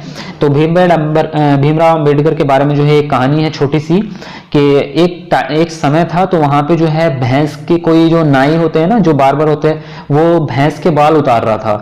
तो तब उन्होंने कहा उसको कि जो बार्बर था उससे कहा कि मेरे बाल भी काट दो तुम। तो उन्होंने उसको जवाब दिया था कि आपको अगर मैं बाल काटूंगा तो मेरा उस तरह गंदा हो जाएगा, समझ लो, ये उसने कमेंट किया था उस टाइम पे। तब जाके भीमराव अंबेडकर को वो चीज बहुत ज्यादा फील हुई थी, मतलब हालांकि उस टाइम पे बहुत छोटे थे, बच्चे थे उस टाइम पे, तो उनको छोटा भीम बोलते थे उस टाइम पे। तो उस टाइम पे उनको काफी हर्ट हुई उस चीज को। तो तब उन्होंने सोचा कि क्या हमारे अंदर, मतलब हम क्या भैंस से भी ज्यादा गंदे हैं क्या, हमारे बाल काटने से उनको गंदा फील हो रहा है जबकि भैंस के बाल काट रहा है वो। तो तब जाके उन्होंने उसके लिए बड़े होके उन्होंने काफी आंदोलन चलाया, काफी मेहनत की कि ये सब चीजें को खत्म किया जाए, ये भेदभाव ये क्यों है, मतलब हम भी इंसान हैं और भी इंसान हैं, वो सब चीजें क्यों है ये सब। तो वो सब चीजें इसमें बताई गई हैं। तो नोट दिया है कि यह कहानी स्टैलिन के की इंडियन अनटच्ड डॉक्यूमेंट्री फिल्म से ली गई है। तो मतलब इनकी एक फिल्म है, डॉक्यूमेंट्री फिल्म है इंडियन अनटच्ड, तो वहां से ये कहानी उठाई गई है। चलिए नेक्स्ट पे आते हैं। तो नेक्स्ट है आपका फांदली दीवार। यहाँ पे जो है पार्ट है आपका नेक्स्ट है। तो फांदली दीवार का मतलब ये है कि इसमें जो है जैसे कि लड़कियों, जो मतलब भेदभाव के बारे में बताते हैं ना, कि जैसे कि लड़कियों को समाज में खेलने का ज्यादा अवसर नहीं मिलता, कि जो खेल होते हैं वो सिर्फ लड़कों के लिए होते हैं। तो उस चीज के बारे में यहाँ पे कुछ लड़कियां हैं 2-3 जिनकी बास्केटबॉल की टीम थी।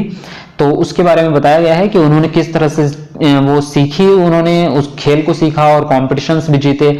तो उन्होंने जो हमारे रीति रिवाज और जो प्रथाएं ये चली है उसकी दीवार को फांदा है। तो उसके बारे में बताया गया है इसमें। चलिए पढ़ते हैं इसको। तो नागपांडा और अफसाना मसूरी बास्केटबॉल टीमें कहाँ है, तो ये मुंबई में है। आगे दिया है इसमें विक्टोरिया टर्मिनल रेलवे स्टेशन कहाँ है, तो ये भी जो है मुंबई में है। आगे है आपका शोलापुर कहाँ पर है, शोलापुर भी आपका मुंबई में है। और आपका जो नोट दिया है यह पार्ट समाज में लिंग भेद को दूर करने के लिए है। तो जो मैंने आपको शुरू में बात बताई है वही है कि भेदभाव को दूर करने के लिए जो है इसको सम्मिलित किया गया है। बच्चू खान प्लेग्राउंड कहाँ पर है, तो ये मुंबई में है। और ये ग्राउंड जो है वो कोच मुस्तफा खान के नाम से बनाया गया था। किसानों की कहानी बीज की जुबानी। तो देखिए इसमें क्या कहा गया है, बीज ने कुछ बातें बताई हैं जो कि किसानों से संबंधित है आपके। तो यहाँ पे पहला टॉपिक है आपका वानगाम कहाँ पर है, तो वानगाम जो है वो गुजरात में है। तो ये जगहों के नाम आपको याद रखने हैं। नेक्स्ट है आपका पुराने समय में बीजों को कैसे भंडारण करते थे, तो अच्छे बीजों को लौकी के सूखे कवर में रखकर उसको मिट्टी से ढक देते थे और नीम की पत्तियों का प्रयोग कीड़ों से बचाने के लिए करते थे। तो इसको समझ सकते हो, जैसे कि आपने लौकी देखी होगी या इस तरह से जैसे लौकी है, तो इसके यहाँ से इसको काट के और इसके अंदर के जो बीज वगैरह जो भी होता है मटेरियल उसको बाहर निकाल देते हैं। और जब ये अंदर से खोखली हो जाती है, मतलब ये कवर जो है खोखला हो जाएगा और अंदर से जो है ये जगह इसमें खाली हो जाएगी, इसके अंदर ये बीज डालते हैं और ऊपर से इसके मुंह को जो है मिट्टी से बंद कर देते हैं और इसके अंदर वो नीम वगैरह के पत्ते डाल देते हैं, उसके आसपास भी रख देते हैं ताकि उसको कीड़ा ना लगे। तो ये तरीका था उनका बीजों को भंडारण करने का।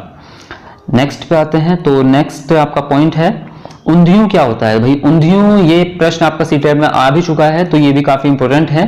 क्या चीज है ये एक प्रकार की जो है गुजरात में एक डिश है, एक पकवान है या सब्जी कह सकते हैं उसको, जिसे घड़े को उल्टा लटकाकर अंगार पर पकाते हैं और ये लोग जो है इसे बाजरे की रोटी से मक्खन और दही के साथ में इसको खाते हैं। चलिए नेक्स्ट है आपका नोट लिखा हुआ है, क्रोटोन पौधे की जड़ें जो हैं वो जमीन में बहुत अंदर तक नहीं जाती। जब यह मुरझाने लगते हैं तो किसान समझ जाते हैं कि खेती को पानी की आवश्यकता है। मतलब ये एक प्रकार के पौधे हैं, ये घास इनको कह सकते हो, जिनकी जड़ें जो हैं वो जमीन के अंदर, जैसे कि ये जमीन की अगर परत है तो ये जो पौधे रहेंगे तो इनकी जड़ें जो है वो बहुत नीचे तक नहीं जाती, बहुत छोटी रहती हैं। तो इससे क्या होगा, जैसे कि इस यहाँ वाली नमी जो है वो नीचे जाएगी, मतलब ऊपर की जमीन सूखनी शुरू होगी। तो जब नमी नीचे चली जाएगी तो ये वाले पौधे, इनको पानी नहीं मिल पाएगा, तो ये सूखने लगते हैं। तो जब ये सूखने लगेंगे तो ये संकेतक का काम करते हैं। किसान इसको देख के समझ जाता है कि ये सूख रहे हैं, इसका मतलब नमी जो है जमीन की वो नीचे जा रही है, तो उनको खेती को जो है पानी की आवश्यकता है।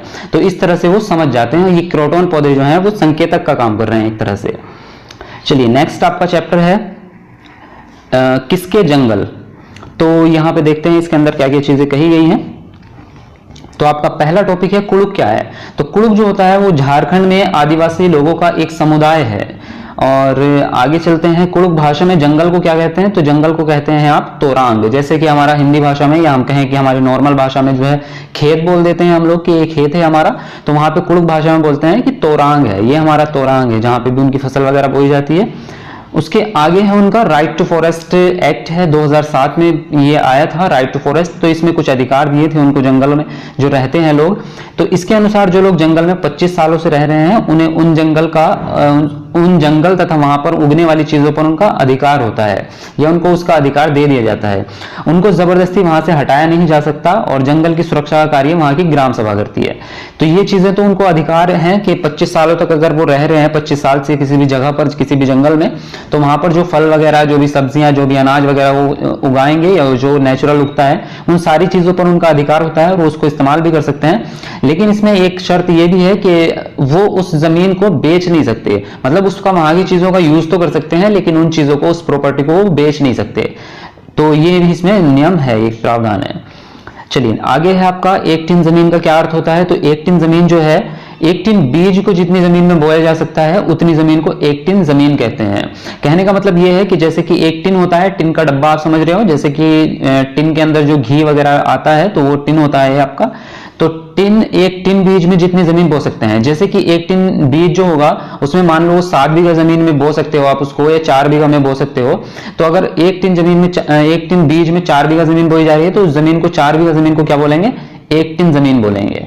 तो इस तरह से उनका ये जो था जमीन को बांटने का एक तरीका था उनका वहां पे। आगे है आपका सूर्यमणि कौन है। तो सूर्यमणि जो है वो एक गर्ल स्टार है। और झूम खेती क्या होती है। तो भाई झूम खेती काफी इंपोर्टेंट है, बहुत बार ये प्रश्न आता है आपका ईवीएस में, बहुत ज्यादा आता है कई एग्जाम्स में। तो एक फसल को काटने के बाद जो है जमीन को कई वर्षों तक खाली छोड़ देते हैं, और उसमें जो घास फूस, जो भी झाड़ वगैरह उग जाते हैं उनको उखाड़ के फेंकते नहीं है, बल्कि उनको काटकर वहीं पे जला देते हैं। और उसकी जो राख होती है वो जमीन को उपजाऊ बनाती है। खेती बोने के लिए जमीन को जोतते नहीं, बल्कि हल्का हल्का खोद देते हैं उसको। तो ये इसमें 3-4 चीजें हैं जो आपको याद रखनी है। इसमें प्रश्न जो बनता है वो हमेशा इस तरह से बनता है आपका, कि झूम खेती के बारे में वो 4 ऑप्शन आपको देता है, और 4 में 3 आपके सही होते हैं और एक आपका गलत होता है। तो वो कहेगा कि झूम खेती के बारे में कौन सा ऑप्शन इनमें से गलत है, कौन सा असत्य है, वो बताइए। तो आपको वो छांट के निकालना होगा। तो यहाँ से तथ्य आपको सही वाले याद रखने होंगे, तभी आप जो है गलत वाला बता पाएंगे। तो इसमें 3-4 तथ्य हैं। जैसे कि पहली चीज तो यह है कि फसल को काटने के बाद जमीन को कई वर्षों तक खाली छोड़ते हैं।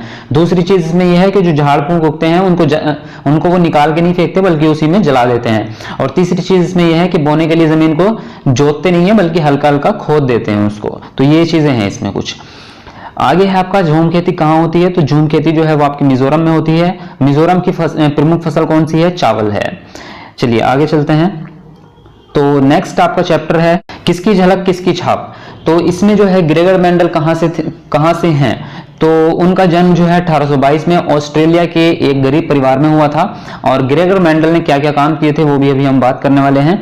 तो नोट में लिखा है, इन्होंने 7 सालों तक 28,000 पौधों पर प्रयोग किया था, और इन्होंने मटर के पौधों पर प्रयोग किए, और इन्होंने आनुवंशिकता की खोज की, और इनके सिद्धांत को इनकी मृत्यु के कई वर्ष बाद मान्यता मिली।